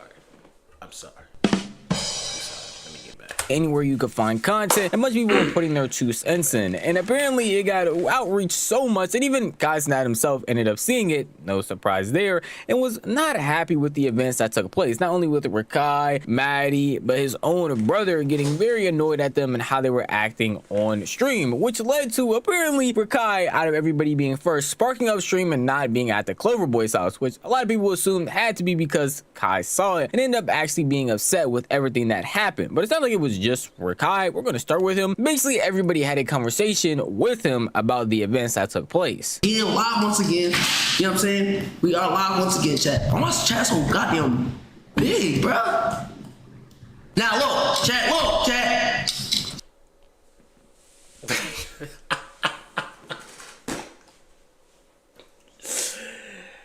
Hey, he does set everybody back home. Y'all go think about what y'all did. Hey, nah, that's funny. That's funny. Everybody got put in time out. Chat, hold on, chat. Listen, look. Y'all need some space from each other. Alright, I'm done. That's my joke. So the reason why I'm here right now, I'm not gonna say too much, chat, but basically just think about, like, you know what I'm saying? Put pieces together, chat. That's why I'm here right now. You know what I'm saying? Right now, just only for one day. But it's like like I said, time out. Like I said. I only here right now for only one day. Nigga gave him a 1 day ban. I'm done. Because of feel me word. You know what I'm saying? So I'm only here for 1 day, chat. But I'm gonna be back tomorrow at my regular setup. But like, chat, I had a stream though. Chat, we had a stream today, bro. You know what I'm saying? We had a stream today. You in Burrow Crib? Yeah, I'm in Burrow Crib right now.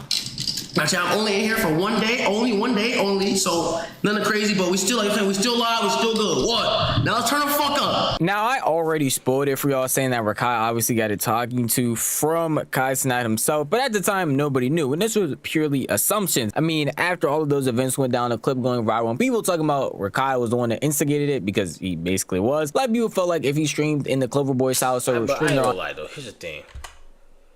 He's the only one who is not grown. So how is he the one getting the most fault for this? They're letting a little kid deter their relationship. Like, let's be for real. Let's be for real. Daze is a grown ass man. Like, come on, Kai. Any of them, the same situation was going to happen. Everybody was going to be just as mad. So him showing up at a different place was actually not surprising to a lot of people. But what did surprise everybody when they saw everybody else start streaming, specifically Kaisnat's little brother Kello, because he actually hopped on stream and was very honest about the entire situation, even going in depth talking about how he did have a conversation with Kaisnat and how his actions that he did were not good at all. I didn't, in the moment, I didn't care who it was, bro. Nobody's going to like talk to me in no certain way on camera. Like, even if you were like, I don't care, bro. Like, You feel me? Even if it's my man's game, we gotta get it on game. No disrespect. Like, I ain't gonna lie, bro. I knew I was gonna lose. Or I knew I was gonna get smacked up. Bro, Marty hand could. Bro, the nigga Marty could fucking scratch his hands his fucking knees while he's standing up. What the fuck do you think I was like? What? Yeah, like, Chad, come on, bro. Like, my nigga, I'm fucking 5'2", 5'3". Oh, no, I'm 6'4", I'm 6'4". And I'm not gonna lie, bro. I'm gonna keep it a stack. One thing that I want to say and like bring up on upon this topic. Like, yo, chat, I ain't gonna lie, how many times we seen Dez, Talil, and Punga argue all the time, chat? I ain't gonna lie, like, how many times? Chat, like, probably like 1,000,000 times, right, chat? Like, all the time. Right, chat? A lot. Now, how many times do y'all see a physical fight between those three that I just said? That's my point.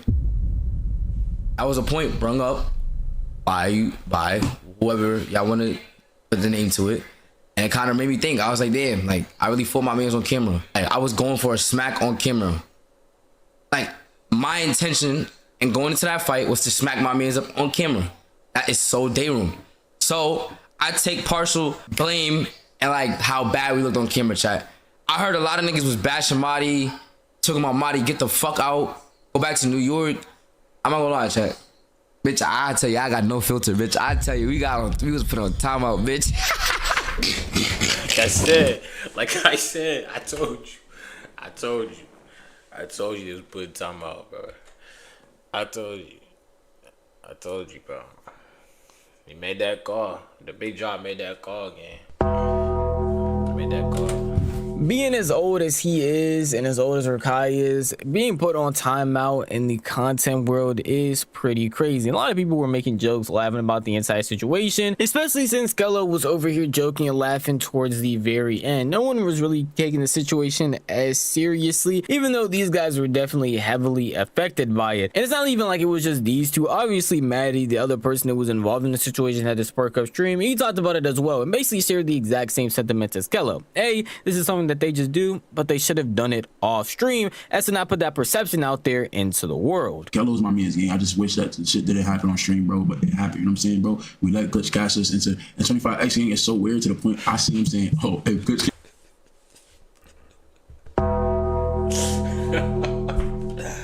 I let a 17-year-old get me out of character. Yo, I ain't gonna lie, gang. Nah, these niggas is grown, bro. it's really because of us and that's our fault. We basically got gas, you know what I'm saying? That's crazy. But it's cool, okay? We both we men game, we like, okay, slapbox. We should have just let that happen on stream though. That's the only thing. It was very conflicting stories at one point, with Maddie saying that nothing actually crazy happened, Kello talking about situations saying obviously he got a boss call, and then Rakai being very vague about everything that was going on. People obviously had their assumptions, mainly it being that the fact kwazi called them and talked to him about it, or somebody else in the Cloverboy house had to have called them and discussed the situation with them. But no one really confirmed it. As you saw from both those clips, no names were said, but it was obviously kwazi, the big brother of basically everything that was going on, or maybe even somebody who actually lived at the Cloverboy's house. But you wouldn't really get that confirmation until Reggie himself was laughing and joking about the situation, talking about something. Yeah, kwazi is the one that put Rakai on timeout, and if that's the case, he's probably the one that put everybody else in that same position as well, just to stop all the stuff that was going on. This has been like 3 days in a row we've heard the Cloverboys in the news cycle, and it has been for nothing good. Yo, Rakai got in trouble for letting Marty and Khalil fight. That's what he did, nigga. Stop instigating shit all the time, nigga. Big teeth ass nigga. That's what you get, nigga. Big leaf call, nigga. Yeah, nigga. Next time Rakai goes live, you ain't make sure y'all tell him, that's why you got in trouble, nigga. Stop letting niggas fight on your stream, nigga. Yeah, nigga. Boss call, nigga. Reggie just pointed out the obvious culprit that everybody suspected from the very beginning. Guy probably seeing a lot of the Cloverboy drama is getting annoyed, probably even annoyed at people like me covering it, because he knows that whatever he does, even if he is away from his stream, away from the internet in its entirety, people will still be bringing up his name and talking about him because of the people he is associated with. And you can't really blame him, because he is the one that actually helped prop up all of these people into the limelight in the first place, and then took a huge step back from all. And a lot of y'all might be seeing this thinking, thinking that it's a one-off thing. It's not that serious. Yes, it became internet drama because of the way that they were acting and the way that the Clover Boys have been acting overall, but this genuinely does affect how people want to do streaming, or if people want to even do content in the first place. If you can't control your emotions or be in certain environments because you need to do stuff like this, then streaming, or at least IRL streaming as a whole, probably isn't for you. Or you should control yourself. You have to control yourself, because now that's a clip that's gonna be there forever, man. What a shame. figure out how to do it in a better way. And it seems like those types of thoughts have been flooding into Kello and Castanet's little brother's mind, because while he was on stream, he talked about taking a break away from streaming due to things that were going on. I think I might slow down on streaming, bro. I think I might take a step back. Even though I got so much love for this shit, I see a lot of shit that, like, with the 2 days that I took off, I seen a lot of shit, gang.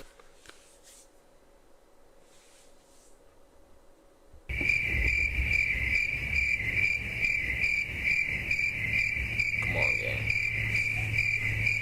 You just had it's just a little fight, gang. Like, no way you getting smacked up against you taking a step back, bro.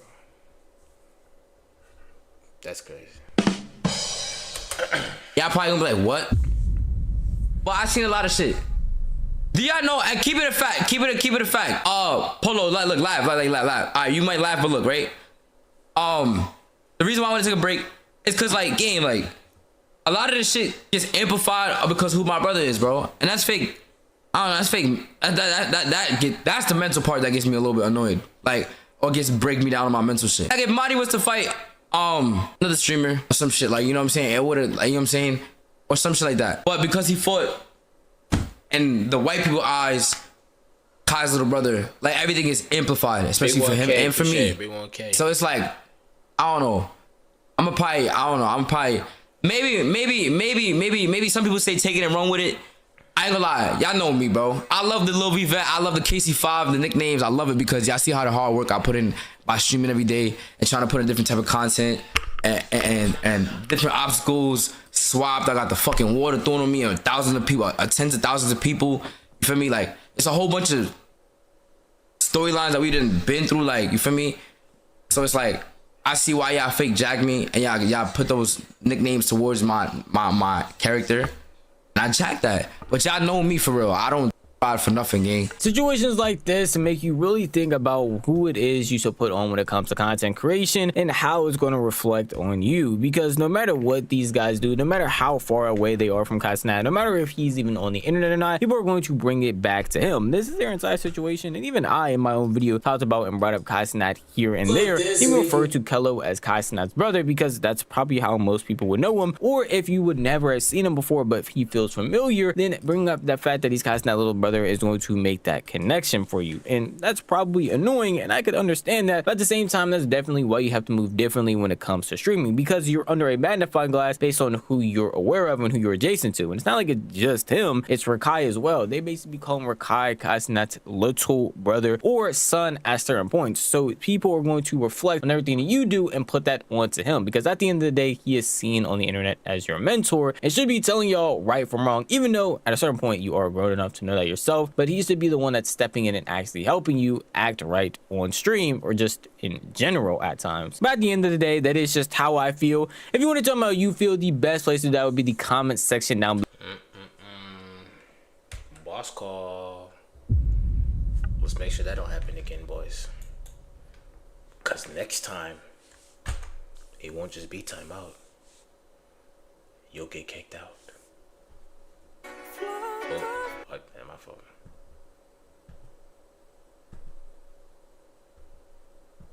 Damn.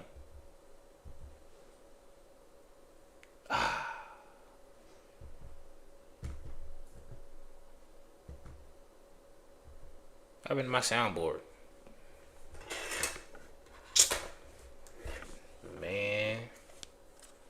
Don't do that. Hold up.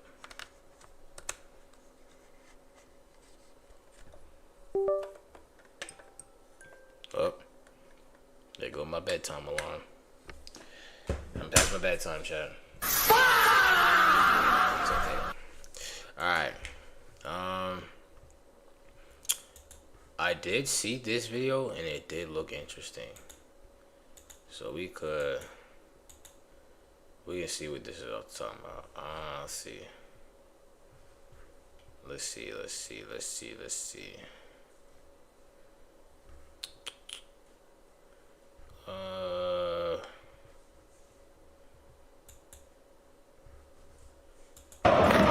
Okay. This one right here. I ain't gonna lie. Yeah.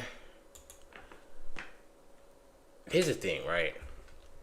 Title of the video is called Ban or Farming Athletes. Now, I'm pretty sure a main topic of this video is going to be about SGA. And I already know that because, like, you know what? Let me just watch. Michael, he said.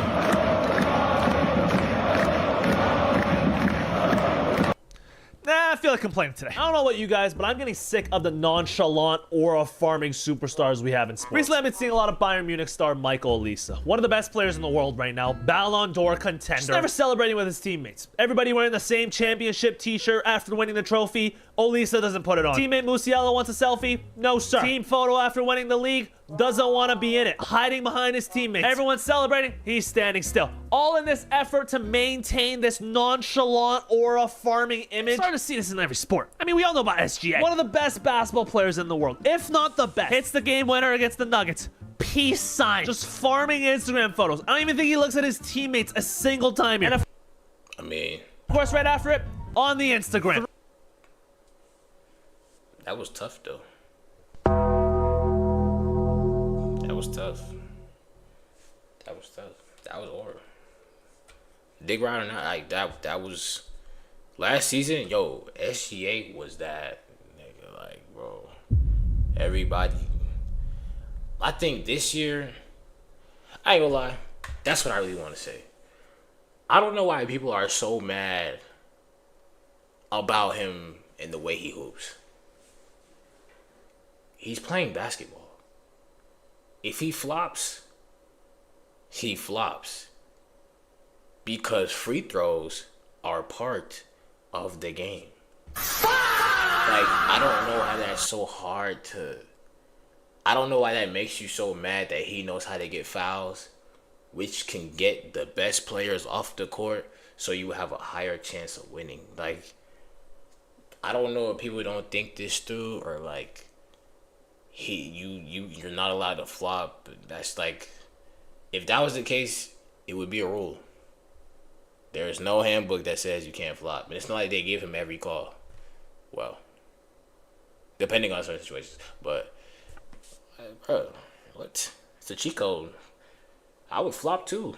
What? What are you talking about? What are you talking about? 3 in a row where they went to 2 for the 3, and we won. So you get the deuces from me. Like, what is this guy talking about? You're not hearing him. You're not hearing him. You gotta read it. 3 in a row. 3 in a row where they went to 2. Was this last season game 6? When they went in game 6? I don't remember. Oh, is this season? It's probably this season. I forgot what. Second round? I don't know.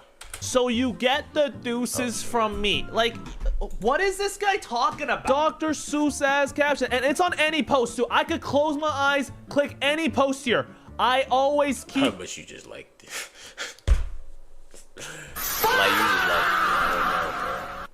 It 100, but exceptions could be made. So in the middle of the week, in the middles where we'll meet, like, who's he talking to? I feel like I'm flowing, like the game's just coming.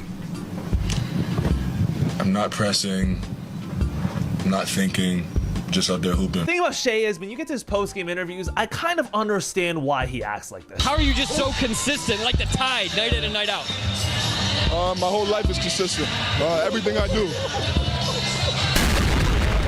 Like his environment. celebrated for this behavior. And now it's part of his identity. I get to the rim on anybody. Let's go. Relax. We stay with it. Yo, shut up. I'm pretty good at basketball. And all this fur, all this... Hey, man. These outfits, these glasses, all of this is an attempt to put up this front that, like, you don't... What was that? I don't remember that. Don't care. It's like, bro, these are all normal fits. When did this one come into the equation? And he's the face of the league. And my biggest concern is this is gonna melt to the next generation of athletes. In 20 years, I could see this outfit being worn in every arena tunnel. Shay! What's up, Shay? All good? How shifty are you? I need your order. No. Maybe it's just me. Maybe I come across as a hater. To me, it feels inauthentic. It feels forced. Hanging the shoes around your neck after the championship. Getting mad at your teammates for pouring water on you just because they want to celebrate your achievements, your game. Like, this clip is the perfect example. Shea puts up 44 points, ties his career high, and his teammate Poku wants to celebrate the achievement. For what? I mean, but he just got his hair braided. Like, come on. Like, this is nitpicking, bro. He just got his hair braided, man. He's probably thinking how long he had to sit in that chair, how much he paid for the braids, like, and now they're soaked. And now they're probably finna get,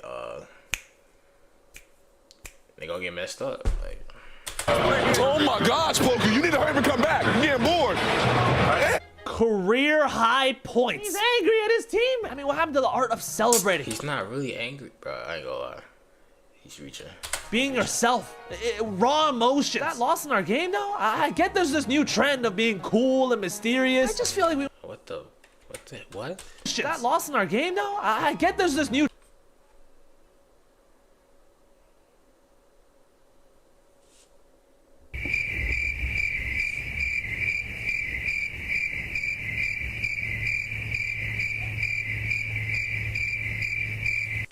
trend of being cool and mysterious. I just feel like we went too far the other way. I mean, I saw you personally do this. I actually prefer you doing this. Being true to yourself, being authentic. This is the real you. Shea Gilgeous-Alexander, New Thunder Guard. Looking forward to get to know you guys this year. Like, compare that to him now. To me, he's gone backwards, but there's an even worse case in Europe. Michael Olise. If you don't know who he is, he's currently one of the best players in football. This guy's nasty. Scoring bangers after bangers. Just knocked out Real Madrid in the Champions League. One of the players to watch for in the World Cup, all right? Just filthy. He just doesn't celebrate. I mean... Why are you... How does that make you mad? Like, that's like, bro, I remember be times people used to get mad at me for not talking. What is me not talking gonna do to you, gang? Like... I don't understand. If people just don't... Why do you care so much about what other people do? Why do you make that your life's goal to feel a way and let it be known? But nobody cares. I'm tired of that, bro. Like, if he wants to do it, like, let him do it. Let him do it. It's not doing nothing to you. Like, oh my... Bro. Sorry, that just get me mad when people let other people bother them when there's no bother being... He's not bothering nobody by doing it. Like, bro. What is he doing here? This guy's never celebrated in his life. And it traces all the way back to his first career professional goal. 18 years old, playing for Reading in England. Scores an absolute banger. Outside the box volley. Just looks like he doesn't give a fuck. I mean, what a goal. What a shot. But after his DMs got leaked by some girl where he said that he...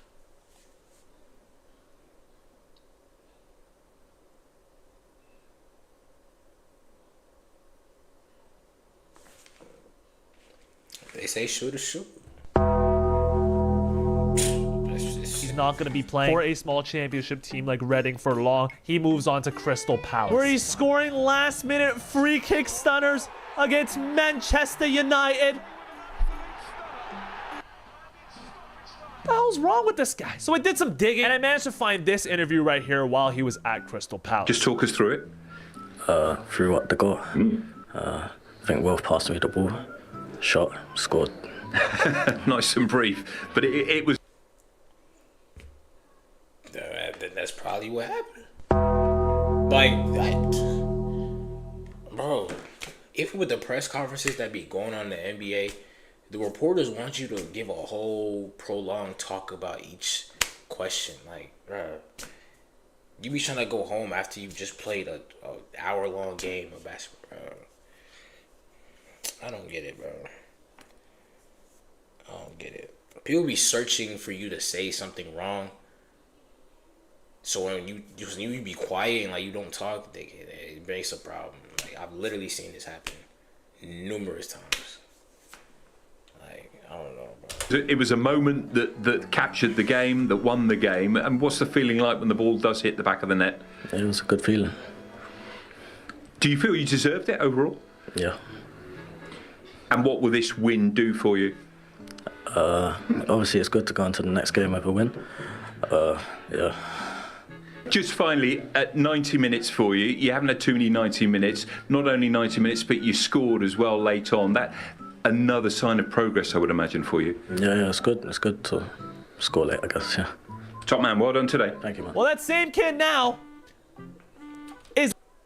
I said that's a good interview. But I don't understand. Okay, this. Well. But then again, it has nothing to do with me. Why do I care? Like this. And I get it. It's completely different now. He's one of the best players in the world. He's playing at Bayern Munich. Naturally, he's feeling himself now. You know, doing his routine, checking the pitch, all nonchalant. Very similar progression to SGA. But it just feels off to me. He went. Okay. Checking the pitch, all nonchalant. Very similar progression. What the fuck? Yo, I ain't gonna lie. It has nothing to do with us, but like, it just do be funny, like seeing like, dude, that's a big ass neck pillow. That's a big ass neck pillow game. What, man? To SGA. But it just feels off to me. He wins player of the match, doesn't smile, doesn't laugh, right? It doesn't even look like he's enjoying himself. Gets asked to take a selfie with the trophy, doesn't really want to do it, doesn't want to be there. I mean, maybe his dog died, I don't know. He's even trying to give the trophy back. It just feels forced. Like I said earlier, Bayern win the Bundesliga. And you got everybody on the team wearing the same shirt, happy, celebrating, enjoying the moment, being present. Then you have one of the best players on the team barely in the photo. Refuse to wear the shirt that everyone else on the team's wearing. Wants to stand out, wants to be different. And then this video right here, this video breaks my heart. I'm not even gonna lie. Jamal Musiala, another wonder kid, one of the few English speakers on the team, wants to take a selfie with Elisa, and he just flips him off. Something about it just doesn't sit right with me. And I'm trying to figure out why it's become this way. Maybe it's because every kid in sports is like a trust fund kid now. 7-figure parents, complete family growing up, no struggle, everything handed to you instead of it being earned. I mean, is this the result of that? I'm not gonna lie, I think it's corny. I want to see my superstar win with emotion, with charisma that isn't forced, right? I want to see athletes with personality. Not this I'm too cool for school, my dick is 8 inches shtick. Now the counter argument to this, specifically to what?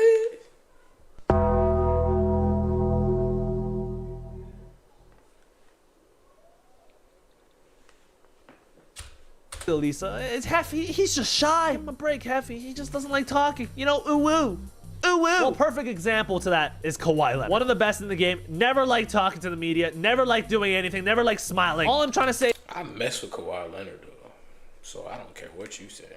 Kawhi Leonard is that guy, too.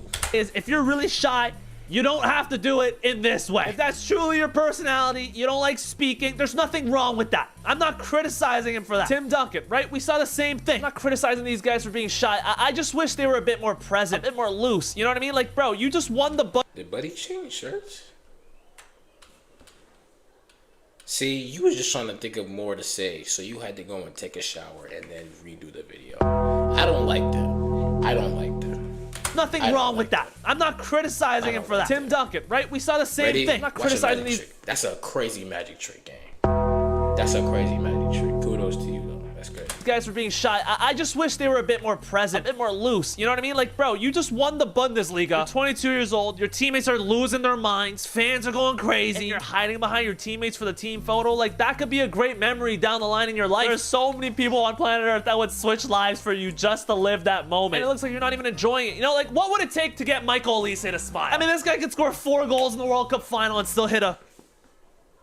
And I feel like athletes like SGA and Olise, they get a pass for this because they're the best of their sport. Top of the top, cream of the crop. But let's just say you're a mediocre athlete, right? Like a Kyle Kuzma trying to pull off this shtick. It's just hard. What?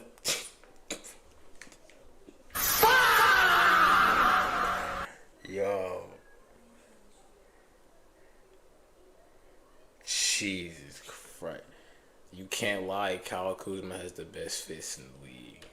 To support. Also, I feel like the internet played a huge role, right? We see athletes posting videos of themselves dancing, or like Jason Tatum celebrating his championship, right? He gets crucified. So I can kind of understand why athletes prefer to go this route of being mysterious, cool. But I don't know. I just wanted to talk about this really quickly. I miss the old superstars, the old athletes. Maybe it's nostalgia, but they just seem much cooler. Much better role models for kids to look up to. I mean, what's the next generation of footballers and basketball players gonna look like now? Scary, man. Like I said, I love watching these guys play. Olise as a player, brilliant. I mean, actually a magician. Same with SGA. I mean, besides all the flopping, what a scorer, what a player. Elite handle, elite balance. It's just annoying to see all this gimmick. I don't know. I just don't understand why my favorite athletes are acting like Duke Dennis. Feels fake. It feels forced. We need to get rid of these mysterious... How you gonna point it all the way back to one Nick? What the... Bro. Hey, it's nonchalant aura farming athletes. I don't like this. I don't like this. This is projecting, like, bro, I don't know, bro. Anyways, next, crashing out. He's like, yo, if you told me it was gonna be like speed, like, then I would have never done it. I was like, brother, like, how am I supposed to know?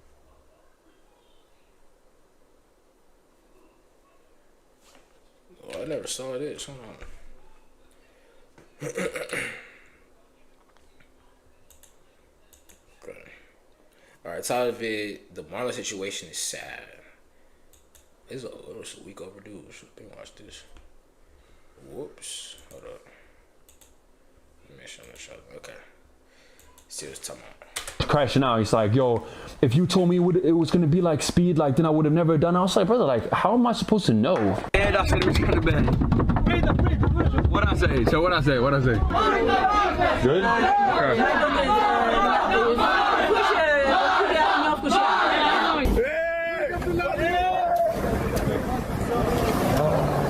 Streamers like iShowSpeed have been setting a crazy precedent when it comes to going around the world and streaming it live, getting massive amount of people that recognize him, support him, and basically follow him around the entire time he's traveling. But it seems like recently other people have been wanting to do the exact same thing, and a streamer named Marlon wanted to try that but in Europe, and it did not go very well for him because the people out there that recognized him and noticed him could not behave in the slightest, screaming crazy things, saying slurs at one point, and even at a certain point screaming his ex's name no matter where he was, and even at a certain point had his security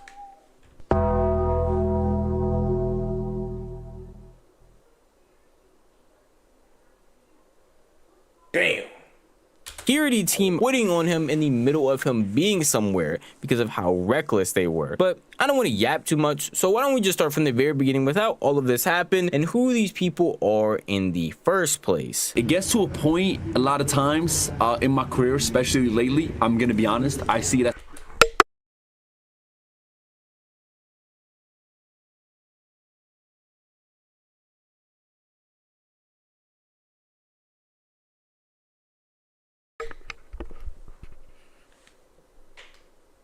joke. I laugh at it. I'm be honest. And we all know why people talk online. You know, they want to get clips and clicks. This right here, in case you're unaware, is Marlon. He's a pretty popular streamer who has been blowing up a lot recently and has been hanging out with people like the FaZe Boys, even joining their new group called Core. His content, like any other streamer, consists of desktops, reactions, gaming, maybe here and there, but he dibbles and dabbles in the IRL scene as well. And most recently started to do more IRLs and wanted to announce a trip just like iShowSpeed's US tour. Instead, he was going to do it in Europe though and go around there just filming, exploring each place for only 1 day though. We will be leaving for Europe in a week. Couple countries that is already decided, it is not fully laid out yet. It is not fully laid out yet, okay? Couple countries that we're gonna hit: Germany, coming to Germany, Italy, Greece, and we got about 4 more countries after that. And yes, we are going back to Sweden for another 1v1 tournament. We have to. So I'm not gonna go to the same countries. The only same country I'm gonna hit is going to be Sweden because I want to do different. Sweden, I always have to go. I'm gonna say one more. We're going back to the place where I first ever started, Turkey, man. Everything is about how much time I got before the World Cup, which is around like 2 or 3 weeks. So I'm gonna be out there for like 3 weeks, pretty much. Having streamers go out to different places, IRL streaming, having fun. Ooh, when does the World Cup start? Chat, we will be in New York for the World Cup. We will be there. Is a normal thing at this point, and a lot of people are genuinely curious to explore these places but not actually go there. So streamers like Marlon, iShowSpeed, all going out there and showing off places that people could never be, is actually pretty interesting, especially when they have planned streams and stuff that they're doing. The idea in itself is a fun and good idea, especially when you're a content creator. The issue only arises when the people there don't treat you how they're supposed to, which didn't even happen for Marlon initially. It seemed like when he first touched down in places like Germany or Turkey, he was getting a lot of respect, and a lot of people were actually showing a bunch of love, to the point of him even being able to host a basketball tournament with the mayor's approval, him coming down personally in order to help with everything. What happened was, I just want to say real quick, the mayor saw that I wanted to do a tournament, reached out, we talked to him. Usually you gotta have like paperwork, all that stuff for this many people to come around to one area with police and stuff. He said, I want to show up, I want to help you with it. So he's made all this happen. He's gonna show up in like 5-10 minutes, and I'm gonna shake his hand and just be respectful and all that stuff. So shout out to the mayor. I already know what a lot of y'all are probably thinking. Hey, Novely, that's just the mayor. He's trying to make his country look good and not look disrespectful, actually showing love because he knows Marlon has a lot of pull, and people are going to look at this place negatively if they are rude to him. Well, that might be the case. There were also his fans that weren't being weird as well. In the beginning, they were actually just being cool, maybe a little light trolling here and there, but nothing too crazy. Like when Marlon was going around doing a challenge where he had to get back to where he was staying with basically no money. Some guy pulled up, asked for a picture, said he would give him $10, and just ended up driving off, which might seem crazy, but it's just a little bit of light trolling. 10? Yeah?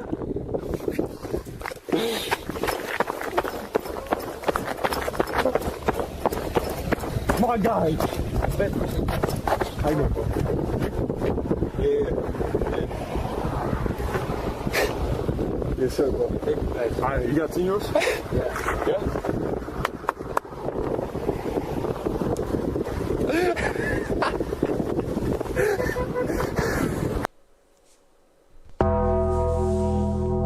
No, Muddy. The buddy left you stranded. Nah, that's crazy. Flick and dip. That's crazy.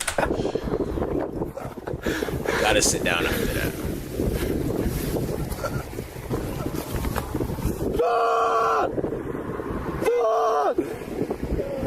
Moments like these and hospitalities like the mayor made it seem like Marlon's Europe tour was actually going to do perfectly fine. It was going well. He had a couple of guests on. He already traveled a couple of places, and overall people seemed to be enjoying it. By the clips, his actual community and streams, everything about it seemed perfect until we got to Greece, where it seems like a lot of people were being as rude as possible to him. No matter what he was doing or how he was acting, these fans were just on a whole different level of rude. And because he's streaming the entire thing, no matter where he went or what he did, they were constantly going to be able to find him and interrupt his stream in the most obscene way, which started pretty light but still a bit annoying, of them going around following him, yelling his ex's names no matter where he went. Good? Oh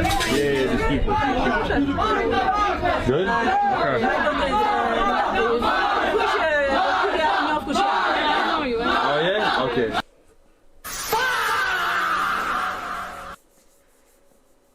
If I was him, I would have crashed. I would have crashed. Good to meet you. Good to meet you. Good to meet you. Yeah, of course. Guys, let her keep it. Let her keep it, man.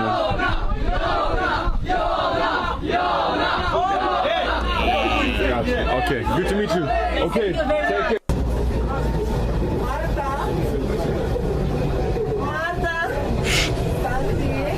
I'm sorry. I'm sorry. I'm sorry.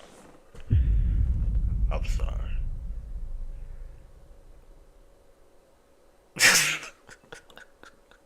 That's bad. Yo, that's bad. That's bad. Damn.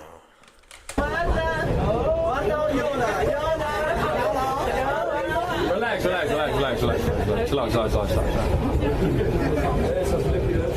That shit not funny, bro. Marlon's tour and these fans right here show every single problem that comes with IRL streaming. No matter where he goes or how he acts, these people can constantly just pull up his stream and find out where he is, taking his exact trains, following exactly where his car is, going to his exact stores. They have bad intentions, even though their intentions are just ruining his stream, then they can do basically whatever they wanted. And doing stuff like this not only makes you lame, but it's also pretty odd to do, especially if you call yourself a fan of Marlon's. But you're probably sitting here thinking, man, they can't be fans, they're just kids laughing, trolling them, and they actually don't even enjoy his content. Well, you can see that basically the exact same thing happened with people that are supposed to be fans of his going up asking for pictures, but apparently saying slurs to Marlon instead, and then being surprised when he ends up walking away from them because of the weird stuff they were saying to him. One photo. Only one photo, bro. Only one photo, bro. Wait, what? What was he saying? Stuff they were saying to him. One photo. Only one photo, bro. Only one photo, bro. Was that what I heard? That's crazy disrespectful. And saying the N-word and shit, like, come on, dog.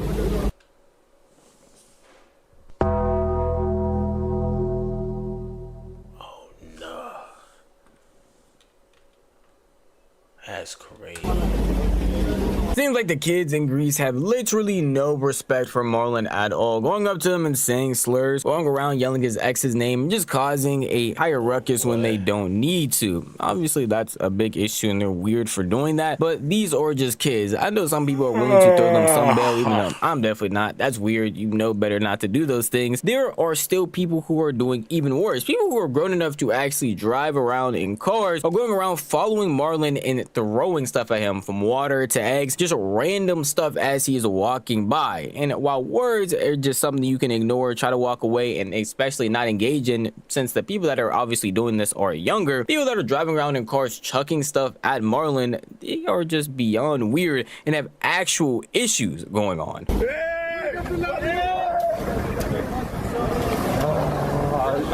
Should I start fighting or not? Like, I'm down. Like, at what point do I like start?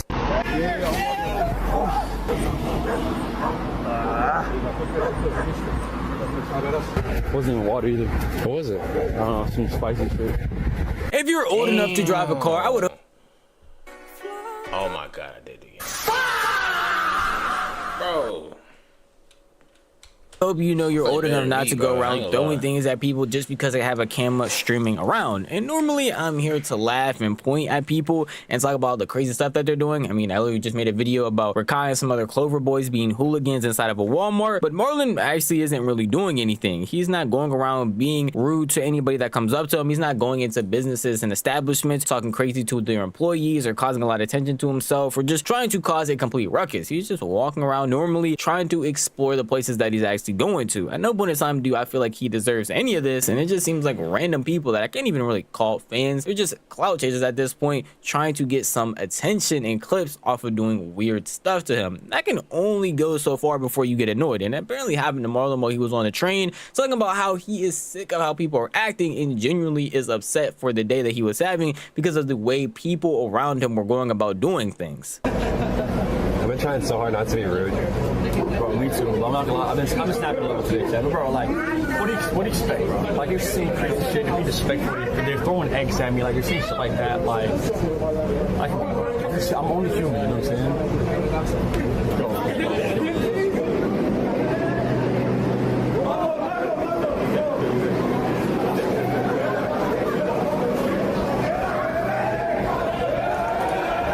Are they chasing him?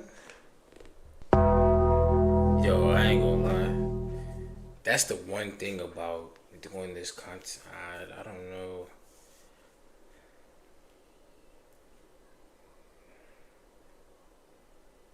I don't know.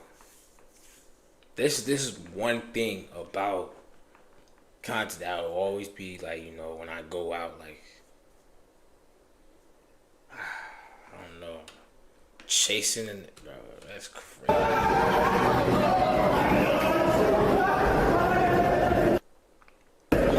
Somebody gotta have a strap or something.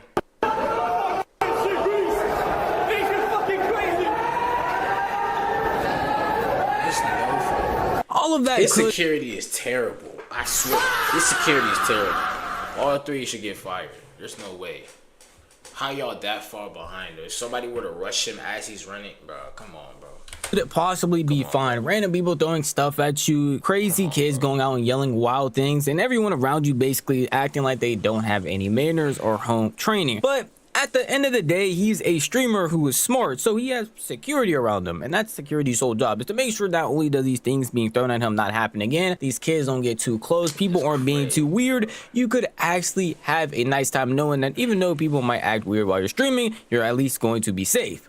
I wish that's what I could believe for Marlon's security, but that doesn't even seem like to be the case. Before we talk about the big thing, which is his security quitting in the middle of him doing stuff, we have to show some examples. Wait, that was the wrong one. Oh my God! No, they quit on him. There's no way. Of the security basically not doing their job. I mean, you could probably see it throughout this entire video where he's getting stuff thrown at him and the security basically doesn't do anything, or the kids running up and they can just walk right past them. But it happens a lot more times than you would think. Even while he was just sitting in the car surrounded by security, some people were able to just walk past him and actually try and get a picture. Please. What, bro? Like, what's he doing, bro? Like, yo, don't do that again. Don't do that again. A kid randomly being able to walk up to your car, and thankfully he just wanted a picture. But imagine if that was a person with bad intentions. The security got out way too late. He's already opening the door. He's already sitting there taking a picture. And at that point, what is even the purpose of having security? It's like Marlon is a very big name. You can tell his entire car got surrounded. Even in moments of his trip, you can saw when he was running away, a bunch of people are following him. If someone has bad intentions and wants to do something to Marlon, there are too many people to count, too many crowds, too many people to keep track of, and that's the whole point of having security. Who's supposed to keep you safe, and it just seems like they're not doing their job. They're doing their job so bad, in fact, that they ended up actually quitting, which is the big story of Marlon's whole trip. He apparently had security guards that wanted to quit in the middle of what they were supposed to be doing, really because they said they didn't know that his trip was going to be like I show speed. Crashing out. He's like, yo, if you told me it was gonna be like speed, like then I would have never done it. I was like, brother, like how am I supposed to know? Yeah, that's what it's gonna be. What I say? So what I say? What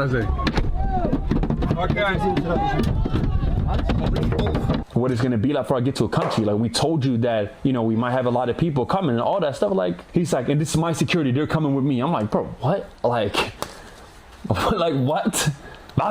I try to be reasonable, you know, always. Now I apologize for the car, like I really do, but in this situation I just feel like you can't just like a conversation with me and be like, okay, this doesn't work with my car, can we maybe go to a more private spot, or do you want to hop into the next? Like you just gas and drops at the hotel midstream. Like I'm only here for one day, I want to make the best out of the country and do everything I can, and then it's like if I can't do that, then I've just wasted the whole country. Luckily, I've already done a lot, I think, but I'm gonna do more. The full story is while Marlon was sitting there, he probably didn't plan this thoroughly all the way through. Cause with Speed, at the same time, he's not as big as Speed, so like,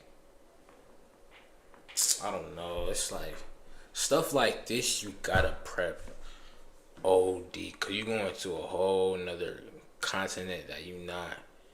Wait, he is from there, but like now in this circumstance, it's like he's going to a country where he doesn't know a lot of people. So like, it's not really the smartest thing to do without the proper security and all that. So in the car with a bunch of kids banging on it. The security did not like that because at the end of the day, it's their car. They don't want their vehicles to get damaged, and they were unable to get anywhere. So security ended up crashing out, getting so mad. Instead of taking Marlon to the other places he actually wanted to go, he drove right back to his hotel, dropped him off, and basically crashed out on him. And Marlon was going back and forth with him because he told him that this is how it was going to be. You signed up to be a security for a streamer, and this is how it's going to be. I assumed he probably thought Marlon wasn't going to be as big as Speed, or he wasn't going to have as much motion, so we did assume that everything was going to be all right. I understand, but we paid you and security a lot of money, brother. A lot of money for the whole day. A lot of money, brother. They pay to me. I don't want how you pay. It's your business with the guy you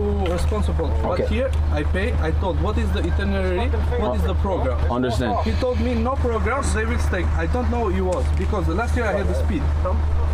It was the same situation, and the Speed he paid a lot of money after. He paid around 3,000 euros. I'll pay you the same. I'll pay you more even because I understand. Wait, and I told the guy if it's same Speed, please no, because my cars they are for VIP, they are for the diplomatic quarter, they are for VIP businessmen, a lot of people. They are not for the guys to make la la la la la la because they are. This is my job. If the he will broke, what I can do? 1,000. But you signed up for this, so like, how, like,